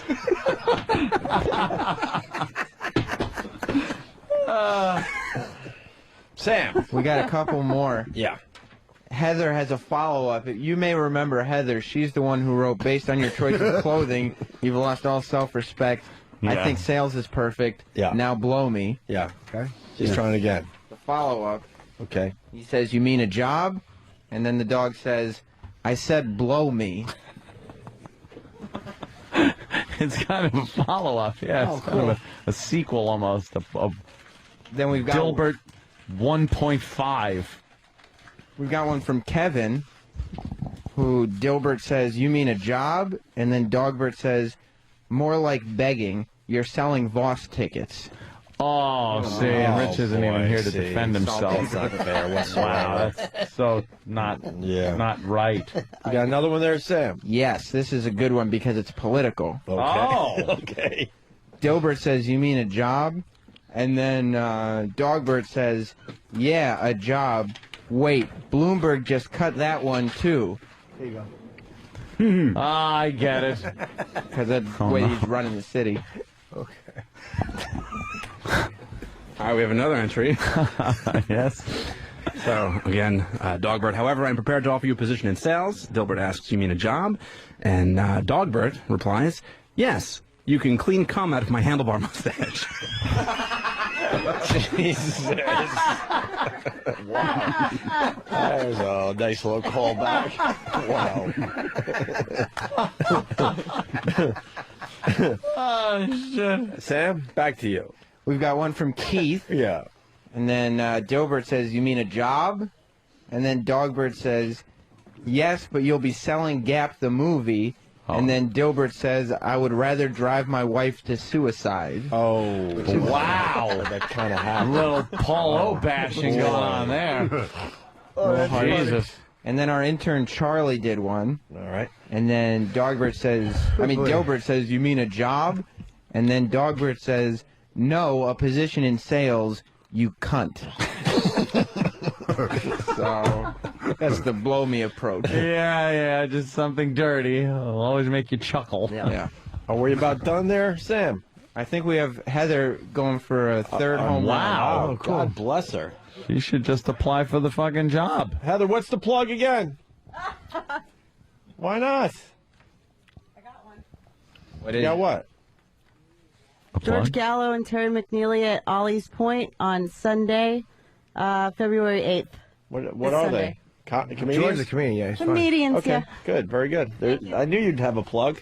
All Okay. right. This is Heather's third entry. Yep, this is a good one. Dilbert says, you mean a job? And then Dogbert says, stop staring at me. Because he's just looking at him. You know. I'm getting a report that they won't allow curses online. They effing bleep them out on you, so you got to work around that if you're trying to do this online at Dilbert.com. Intern Scott has one, which I don't know why he's taking shots at people in this one, but Dilbert says, you mean a job? And Dogbert says, yes. Now go sell Opie a new fucking car. They're tying it into the show. Yeah, I'm I'm working on that car thing. Hope that's okay with you, Scott. He's working on it. You don't have to answer him. All right. And the fart ends the segment, I do believe. Yeah, there's good one. Exclamation point. We should take a eatsy break. An easy break. I got an eatsy. An eatsy break. Otto from Otto and George in studio playing the Treehouse Comedy Club, Stamford, Connecticut on Saturday. Saturday, yes, sir. And then the brokerage out there on Long Island on February 18th. Mm-hmm. More with Otto from Otto and George in just a bit. Bum-ba-dum. Said something about Bill Hicks earlier. Oh, yeah, I would love to hear you want to hear the audio. Bill Hicks stuff? Yes. Oh, that would be nice. Lead up, definitely. Otto, you're a fan of Bill Hicks, right? Yeah, absolutely. One of your guys knows Bill Hicks. Yeah. A lot of people know Bill Hicks. I never got to see him live. He's one of my favorites of all time. I got to meet him at that's huge. Governor's out in Levittown. Adam Ferraro was opening up for him. Right. And went back in the dressing room, and there was Adam and Bill Hicks. That's cool. Shook his hand. Felt privileged because I was a big fan at the time. You were? Yeah. Fuck yeah. More people are becoming fans after his death. And Yeah. it's so weird when you listen to his stuff. A lot of it can be said today. It's kind of timeless. Some of the references are a little off, but besides that, the material's right there. If you just put in different names of things, you could use the material. Well, he now. beat the shit out of Bush, so, you know. Yeah. You play that stuff, it sounds like he's talking about I was going to say the current president, the president that we just said goodbye to. I'd love to have heard his take on our current president. I'm sure he would have liked him. Yeah. But I'm sure it would have been very funny. You should go to you should go to YouTube. Letterman. I thought this would get a lot more attention than What's it did. the YouTube? The internet. What is the YouTubes? The YouTubes. Because I hear a lot about it. What happened was, on Friday, Letterman had Bill Hicks's mom on to discuss the banning of a set that Bill Hicks did back in 1993. Bill Hicks came out, did a killer set, but Letterman decided not to air it, and it became this thing for many, many years. Mm-hmm. And Letterman finally made good with Bill Hicks's mom, sat her down, they discussed the controversy and how it hurt Bill Hicks personally and hurt Bill Hicks's family, and they got into it. It was really good TV. Mm-hmm. And then David said, we're playing it today. unedited, and they played the set from 1993. This was on Friday. I thought it would get a little more attention than it did, but it kind of like skated by a lot of people. But Friday's a weird time to do it. I know. It kind of buried it, but it's on YouTube if you want to check out the whole thing. And Letterman even admitted that he didn't see the set, since it was done back in '93. It just sat on the shelves. So I don't know why out of nowhere he decided to come up, to do this. That is odd. I don't have the backstory on this, Is it but the he anniversary of Hicks's death or his birthday or any kind of special Because that was the 12:30 show that he was cut from. Now it's 93, 11:30, right? Yeah. Right. So he's. Oh, right. Yeah. Shit. It's even more stringent at that That is hour. weird, that he did this. Maybe he's, doing something where he's kind of getting a lot of things off his chest or something. Yeah, who knows? He's doing that whole apologize thing, and then... Yeah, if someone has more info on that, maybe you could give the show a call. But I got actually something that adds to this. So Bill Hicks goes on Letterman 93, did Letterman at least a dozen times. I don't know how many times total. And this set was banned. And then Bill Hicks went back to Texas, Austin, and he talked about the whole banning of the Letterman thing on a public access show, and we got that audio today. Public access, and this is audio that Letterman obviously didn't play, so we're just adding to the whole. Ooh, look at us! The whole story thing. So I mean, the quality's shitty because it's public access, but I think we'll be all right with this. So Bill Hicks explains the appearance on the Letterman show and being censored after the taping. Recently, on the David Letterman show on October 9th, that I did the show. Taped the show at 5:30 in New York, and then at 7 p.m. was called by the producer and told that I would be excised completely from the show. I, of course, asked why. The material had been approved and reapproved by the producers.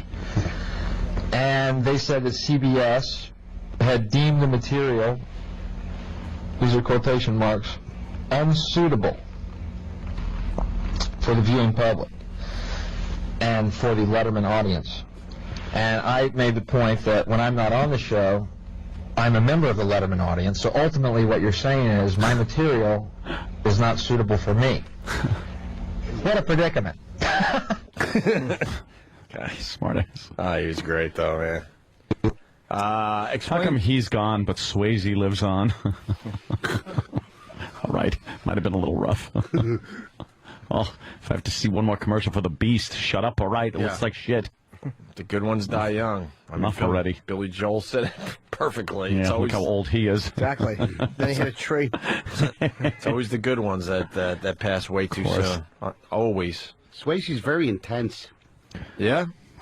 Yeah. Yeah. When you watch The Trying to look all Beast. intense on that show. I know. He looks now exactly like his brother, who used to look like retarded Patrick Swayze. Now Patrick Swayze. Now he looks like retarded Patrick Swayze. That's it. Like Patrick Swayze's brother would show up on like some fucking. He'd be playing an extra in a gang, and he'd be in the background. And you're like, is it fucking Patrick Swayze or something? Yeah. And then you get a look at him and go, "Whoa, that looks like a retarded Patrick Swayze." And then at the end, you'd see, Aaron Swayze or whatever the fuck his name is. I have no idea what his name is. Tom Hanks Swayze. Tom Hanks has a brother that's just been a zero. Oh, really? As Tom Hanks has been this huge Hollywood Isn't it like his star. twin brother or something? I don't They know. look He looks very similar. Find Tom Hanks' brother online. I saw him on creepy. a soap opera once. Yeah, and he tried to follow in his footsteps, and not even close. Wow. Not even close. Probably easy to follow in the footsteps at the beginning when he's like on bosom buddies, Yeah. but then after you're winning Oscars and stuff. Yeah. He's a glorified extra. They give him a line or two What about just to make Eric him feel Douglas? better. Remember that guy, Eric Douglas? Oh, I knew yeah. Eric, yeah. His father's Did you? a gigantic movie icon, and his brother's a huge producer, and it's sad what happened to him. Yeah. Yeah. Oof. All right, as we find Tom Hanks' brother's picture, here's Bill Hicks. This is what a lot of people have been asking today. He explains the actual joke that prompted the removal of his set, and then talks about the promo that aired on that night's Late Show. What happened was I did some material about the pro-life people.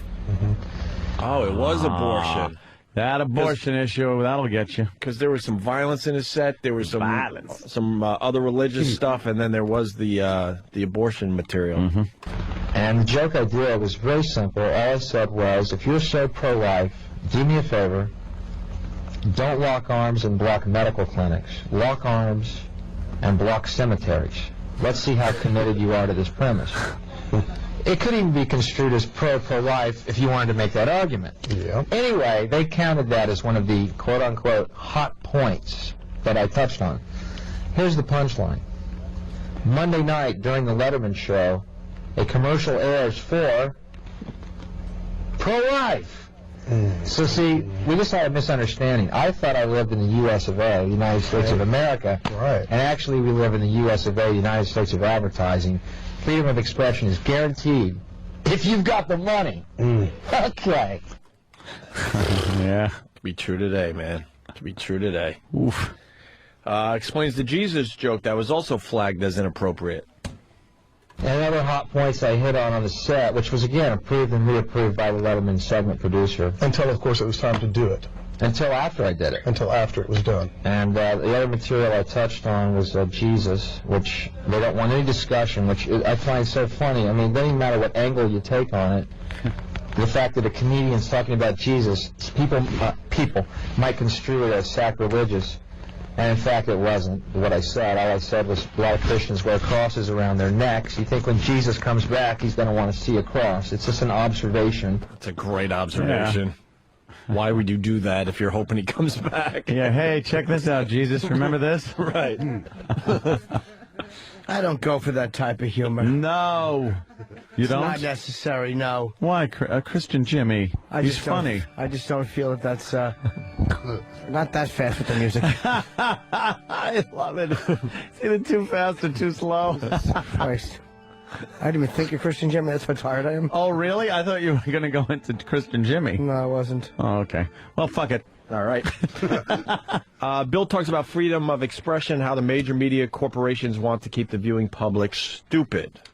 The point I'm making is about the idea of freedom of expression, and I believe that that there's this agenda in mainstream media, and I think it's fairly easy to back this up, to keep people stupid, docile, and apathetic, and therefore the elite who own these corporations and the families that own the corporations, even fewer people, their agenda is to keep us stupid and apathetic. That's why I love public access. Wow. A little distracted because Patrick in Boston, we just did a live read for porn.com. He writes, I'm in a hotel in Connecticut trying to get work done. I heard the porn.com ad by Danny and immediately checked out the site. It took 30 seconds to jerk off into one of the hotel hand towels. I normally use the washcloth, but I didn't have a clean one left. I have to read that for the advertiser. All right. Your advertising is working here on the Opie Anthony Show. Seconds. Wow, man, he was fighting the good fight back in '93. Why are we bothering? Because in 16 years, it's the same shit we're dealing with, or comedians in general are dealing with, and radio show hosts are dealing with. Dave likes him, but apparently had a rule about Jesus jokes. Dave likes me, but what I found out subsequently to all this, and oh, by the way, I don't mean to keep pushing my own little horn here, but tooting my horn, but on this Monday, in the New Yorker magazine, there's a profile about me, including this story about Letterman. I found out that it's one of Dave's rules that he doesn't like comics to talk about Jesus on the show. Which I find really weird. I mean, they pretend to be this hip, late-night talk show, when in actuality they're as mainstream as anything. And, again, it doesn't matter what angle you take on the Jesus subject. That's what bugs me. Just because I'm a comic doesn't mean I'm treating it with disrespect. Wow. Yeah. Another brilliant point. Jesus. And then finally, the last clip of his interview with Public Access Channel. See, what they do is they kowtow to a minority that's very vocal. Reasonable people don't write letters. Reasonable people have lives. Yeah. Reasonable people know it's just a joke. Reasonable people know it's just TV. They know they can change the channel or they'll wait and something else will come on. Sure. See, reasonable people don't get active. It's these minorities, these fundamentalists who are totally organized, and they are a minority, and who are the ones trying to set this agenda for America. And but come to find out, Dave, you know, I guess 14 million was his price. You know what I mean? Everyone has a price, they say. Oh man. Luckily, I don't have any money, so it doesn't matter my price. Well, I'm glad that problem got solved over the years, and we don't have to deal with any of that anymore. It's so funny to hear such an archaic way of dealing with things. Amazing, right? On that recording, and realize just a few short years later. We're so Sure. far away from that. So good to know that the corporations told those people to go fuck themselves. Yeah, Thank God. yeah. So, And they don't kowtow to these Yeah. small groups of people because normal working people that enjoy entertainment like that don't write letters. Right. But we finally found that out when... Ooh, we sure did, Anthony. And that was just after the flying car came out. Yeah. Which was just a boon to mankind. Oh, we're still in this shit. We're still in it. This is what, 16 years ago, and we're still fighting that horse shit. And you try to tell these corporate guys, why are you It's listening five to people with letterhead. Why are you firing really good radio shows over a group of 10 people that then try to get some of their other people to write letters that never even heard the broadcast? They never heard the broadcast. Why are you doing this? Because they're cowards. You're taking away programs that a lot of people enjoy. Way more people enjoy than hate. They're cowards, that's why. Because they don't fucking write. Because But you would think in 16 years, the point is that they would try to move forward and understand what this is all about. Realize that nothing is going to come of those people complaining if you just ignore them. Nothing will come of it. Right. Your business won't go down the shitter. You're not going to lose advertisers for any length of time or any. It's not going to make an impact on your company. But we know the answer. It's because they're cowards. It's that simple. It's unfortunate that's the simple 16 years answer. later, they continue to be cowards. They'd rather do the phony apology, which they don't mean. You think of some corporate spokesman gives a flying fuck when they make those statements to these interest groups? Yes. We sincerely apologize, and if anybody was offended, you think this guy is sitting there at home going, God, I'm so upset with what that show did. I'm going to write this apology letter. They don't care. It's just another fucking thing to put in the outbox. I got a challenge. Yes, challenge. Give me the last apology that was sincere and real. Bill Clinton's apology was bullshit. All the apologies we've made over the years, bullshit. Yeah. And we've said before, if we ever are heard apologizing or even sounding like we're apologizing, we don't mean it. No. And the last so we have to say that beforehand because when we're doing it, we have to kind of sound like we mean it just to keep our jobs. But well, you hear Anthony crumpling up the paper in disgust after the last apology. But the apologies are never sincere. Name one. What was the last apology? John Candy and Uncle Buck. Sorry. Just awkward in his own skin. Sorry. How great was John Candy? The last apology that was sincere. That's a good question. Like when Clinton went through that whole thing, please. He didn't mean any of that. Somebody will come up with one, maybe. See. No one in the audience has one. Hey, you want to hear Letterman now talking to Bill Hicks' mom? Very much. Karen Hill to Henry Hill after she pulled a gun on him. Kind of sincere. I'm sorry. I'm sorry. That was sincere. Of course, you're living in movie land again, Ant. And there's this one. This one is very sincere. I'm sorry. I did so many bad things. Keitel sounded very sorry. That fucking bad lieutenant's so good. I tried to do the right thing, but I'm weak. I'm too fucking weak. That's great. Where are we with Bill Hicks' mom? Did we cut that up today? Because it's a long segment. Yeah, with his it mom, really and is it goes long. on, and it's like kind of rough to listen to. Yeah, I mean, from what I had heard, you had wanted the set, which I do have for you in tracks, but you said the mom stuff was kind of whatever, so I didn't go for After it. we discussed it, I want to play some clips from Bill Hicks' mom, and then after that, you know what? I think the material should just sit there by itself without us commenting, so I want to just play the set. I think that's the way to do it today. Yeah. I mean, it's broken down in tracks, but I think in this case, let it roll. I think people will enjoy the set, absolutely. 16 years later. Sincere apology. God damn it, this got me thinking. I can't think of one. Imus's apology? Are you insane? Stop it. Then he hires a Benetton ad to keep him on the air. Yeah. Please. I'm sorry I did that. I'm trying to think now. I'm embarrassed that I did that. I'm embarrassed I did that. You think that was sincere? I'm sorry. Let's think about this for a second. You think? No, I think he was annoyed. You think he was doing what he needed to do He to might try to have save his felt job? slightly because that's guilty. where all apologies come from. Yes. He might have felt slightly bad, like, maybe that was fucked up, but no, I don't believe that was. They're self-serving apologies. I agree. You only do them to. You wouldn't give an apology out unless it was something in it for you.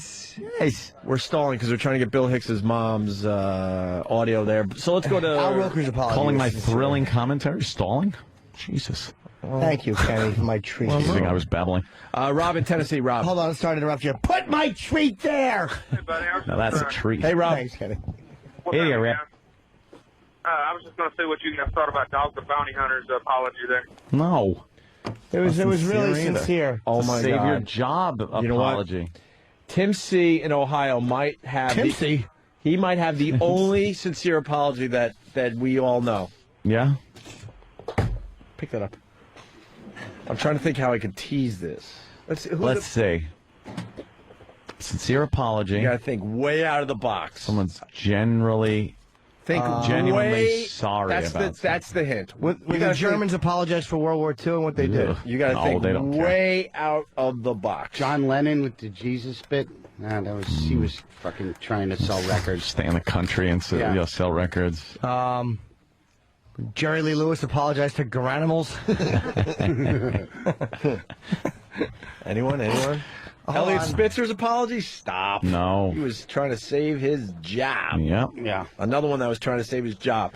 And that's key to my hint. This guy wasn't trying to save his job. Think way out of the box. Out of the box? Ralph crammed into Trixie. That's true. He was apologizing for fucking that black girl down the street.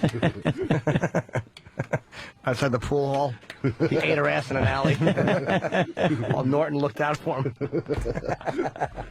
I do remember that one. And then Teddy Oberman came in and fingered Ed's ass for a little while cramming the black chick's ass. It was awful. It was so loud that Garrity was yelling from upstairs. Yeah. Tell Teddy Oberman to quit smelling his fingers, Cramden. Fucking Officer Grogan came over. Let's go to Pat in Connecticut. Mrs. Manicani fucked herself with a zucchini. What she watched. Oh, Carlos was fucking all the girls around the apartment building. It's true. Alice had unclipped dick cheese on her upper lip, and Ralph knew what she was doing. It's not dick cheese, Ralph. It's feta. Feta. Hey, Pat, go ahead. Yeah, the last sincere story I heard was when Anthony said he was sorry he ever got married. That's funny. Wow. Yeah, that's a different type of apology. That's me apologizing to myself. Yeah, Brian. Brian. Hey there, Brian. You're on the air. You're on the air. Good evening. Hey, finally go to the phone. Going through puddles. Yeah. Sounds like. Yes, dummy. Brian. Yes. Hey, this is Brian. Hi, Brian. Really? We've just been saying, Brian, you're on the air for fucking like a minute. Hi, Brian. I'm on the road. I can't hear you. I was going to say, apologize. Ah. Thank God that got through. Thank God. We almost missed that humor. Kyle in Alabama. I need a baby leg. What's up, Kyle? Good evening. Good evening. Hey, what about a few years ago, the Beastie Boys apologized for their lyrics, and no one was really pressuring them into it. They just sort of came out of nowhere and said it. I don't have knowledge on that, my friend. I know a sincere apology. Yeah. When Alex came downstairs. Oh, Jesus. Okay, I'll accept your apology for fucking having the timing of diarrhea in the ninth inning. Go ahead. Fucking cunt-faced bag of vomit. What are you trying to knock down up there? The Grand Theft Auto 4 glove. All right. Don't mind Let's me. go to John the Trucker. Here's the answer to the hint I gave that came from Tim. Go ahead, John. Yeah, the sincere apology was Bud Dwyer's. R. Bud Dwyer. Wow. All right. He wasn't playing. You know something? He was genuinely sorry that he was such a douche. And then he wasn't trying to get his job back now, was he? No. Yep. Eaterbullet.com. Eaterbullet.com. Very good. So there you go. I think that could be the last sincere apology is R. Bud Dwyer. Done by a madman. My favorite comb over. Yeah. All right, they're still cutting up Hicks's mom's audio, so quick break. We come back, Letterman talking to Bill Hicks's mom from Friday's Letterman show, and then the Bill Hicks set that was banned for many, many years and was just in hiding and on a shelf getting dusty, and Letterman finally decided to play it on Friday. We're going to replay it here today on our show. All right? Yeah, there's not a song I like from Black Crowes. What about Black Moon Rising? No, I don't. You got a little Black Moon Rising? I don't know one song they do. Well, this is one. This is one. I don't recognize it except from the show. I just don't like it. They don't have Black Moon Rising in the Master Computer from... Master Computer. I don't like them. That's too bad. Yeah, no, really not. One less band I have to listen to. Where were we? The Bill Hicks mom stuff? Do we have it yet? Bill Hicks. In what, 2 minutes? What should we do for 2 minutes then? What can we do for 2 minutes? You got to make the stretch sound. The stretch. Oops. I'm knocking over my Gatorade. How about the Christian Bale audio? I hasn't heard that. Didn't hear the Christian Bale. It's good for one more full uncut play because it's so fantastic. That's only like a minute and a half. Well, they're making sound machines out of it? Soundboards, I mean. Where you can then make prank phone calls. You're going to have all yours tomorrow, right? Yeah. For this side of the show? I have this one. I got to tell you what happens on this show. Like, we hear these clips, and it's a race to see who gets it on their machine. I am so jealous that you have that one. I might also have this. Fuck's sake, man, you're amateur. I'm dying. That is classic for any occasion where an intern fucks up, a caller stinks. Where was that about 20 minutes ago? Yeah, exactly. Yeah. We were off the air during that. I probably should have played it. Oh, you're killing me with this. Fucking amateur. Oh, you're killing me. Oh, I want a whole bank of just Christian Bale yelling at his I got this. Yeah. That's me.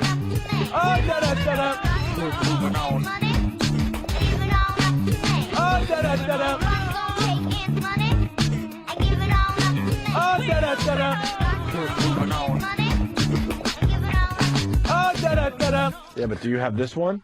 I am proud to be a lesbian. A lesbian. Do you have this one? A classic?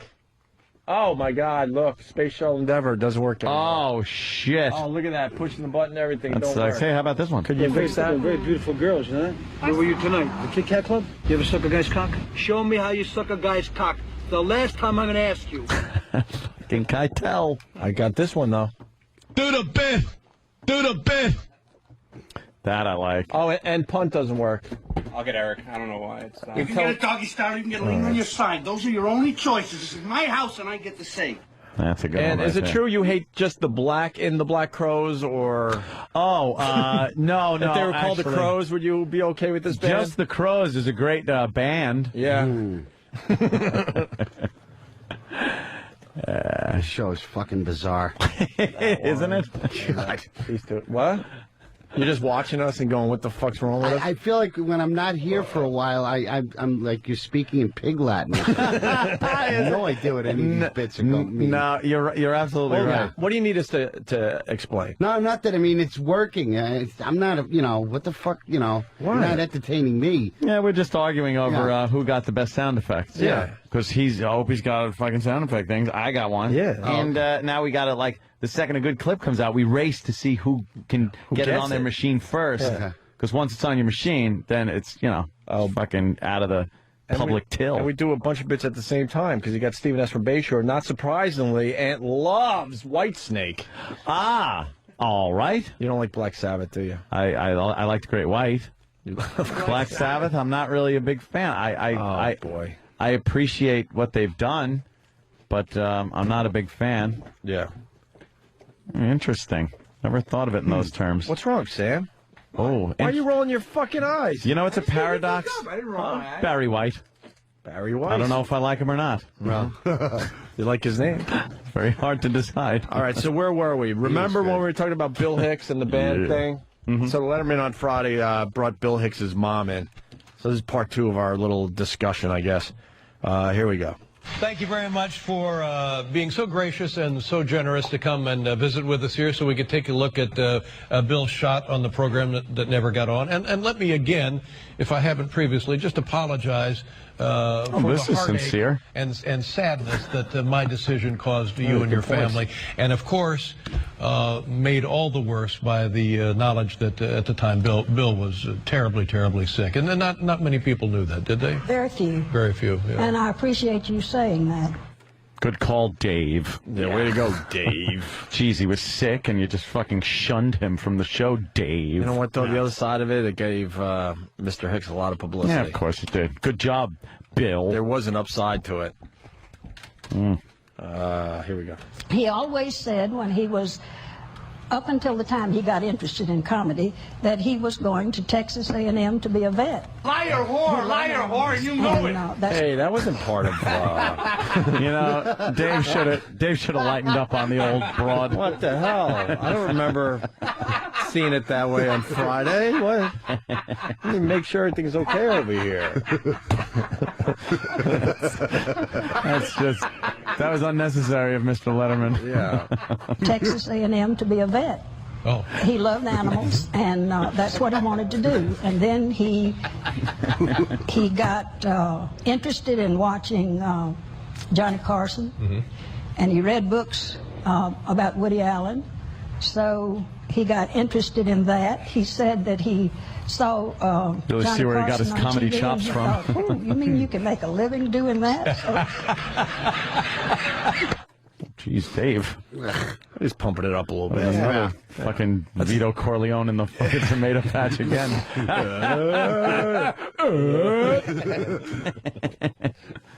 He's just doing a little punching up, that's all. He does that. You're spelling it. How did you feel about coming here tonight? Was this an easy decision for you to make? I mean, I was. I thought. Were you surprised that I accepted? I'm surprised when anybody comes here. No, wasn't surprised.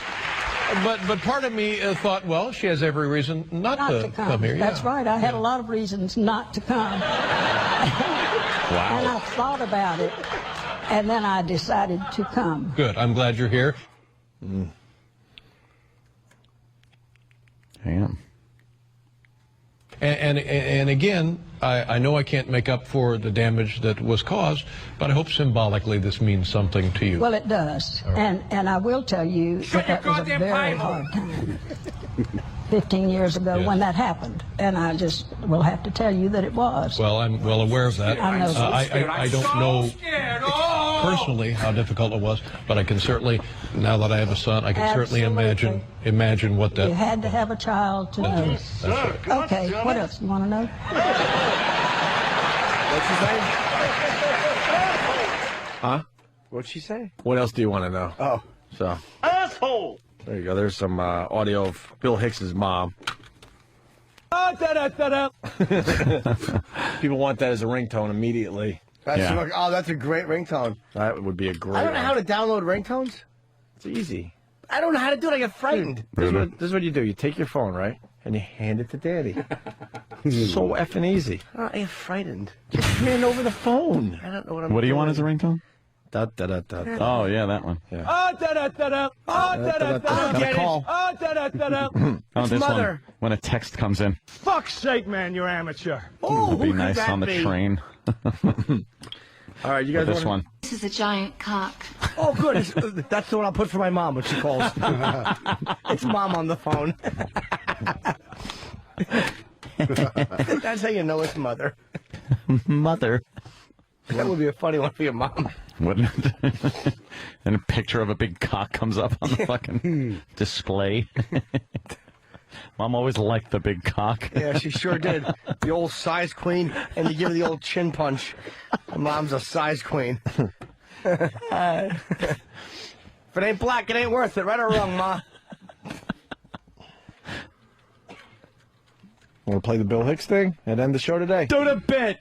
Let's do this. So this is the set that was banned for 16 years that Letterman finally played on his show on Friday. I think it's worth playing again today. Let's get the plugs in because we'll leave the people with this. Yes. Otto and George will be at the Treehouse Comedy Club in Stamford, Connecticut. Yeah, all you Connecticut people come out and see me. On Saturday. Trish just told me I wasn't talking enough on the show. I just ate a turkey sandwich. I'm slipping into darkness here. Slipping into darkness. Yeah. That'll do it. You should talk more. That's all right. Doesn't say anything at home. She's either shut up or she's on the phone. Otto, you should talk more. Your grandson, Frank. You killed today, bro. Yeah. You did very well today. We do the show every day, and there are times we check out for a long period of time. Oh, please. I feel That's no how it need is. to impress anyone at this point. Exactly. Yeah. Exactly. It's better to push I said. less. Yeah. I said first. All right. So Otto's doing that, and then you got the brokerage on the 18th of February. Yeah. For everybody on Long Island. That's where I first met you out on the island. That's where I met him. Yeah. $40 shoes. All right, we'll leave you with the Bill Hicks thing. I have a plug. Oh. Caroline's tomorrow through Sunday. Mm-hmm. And my Artie gig, our gig, not my gig with, it's our gig. Sure. February 21st in Tower Theater in Upper Darby. And you can go to livenation.com for those tickets unless you don't want them. Then don't. But you'll see Jimmy. I want to go to Caroline's. I see you at Caroline's. You should come this weekend. I have a whole thing I'm doing now. What do you do now? It's where I take people's driver's licenses. I guess things about them. But I guess things that are not on the license. Oh, okay. Yeah. Wow, when did you incorporate that into the act? Brand new. Ah. I'll take your license and I'll do something with it. Do you put it by your head? Yes. Yeah. Like if the guy's name is Chip. Mm-hmm. I'll say, Chip. And I'll guess something about his life. And wow, are you good at it? Very good so far. All right. That sounds like a pile of shit. I'll do this. Like say this. I'll do something like this. Like, but I'll sneak a peek at it. Like, what I'll do is this. I'll hold the license, and as it's coming to my head, I'll peek at it, and I'll go, Chip. And they'll be like, fuck. You were born in 1978. And it's against your head, so Yes. people don't think you could see it, but you saw it while it was coming up to your head. Yeah. Amazing. Now right. you just told the trick, though. Yes. Yeah, so you can't do it anymore. And then Ernie Hudson comes out, and he fucks Chip's face. He's behind the curtain at Caroline's. and he comes out as Tumor, and he drops a honey jar on Chip's face, and he fucks it. He breaks a jar of honey over Chip's head. Gets his head all sticky. You know Tuma just had a fucking baby arm. Tumor had a cock that was as long as it was dirty.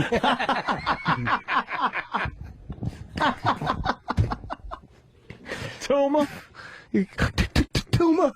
Stupid Tuma. Oh, Tuma was a dope. But what a hog. Oh, boy, big cock, a lot of dogs, and some bees. Fucking idiots.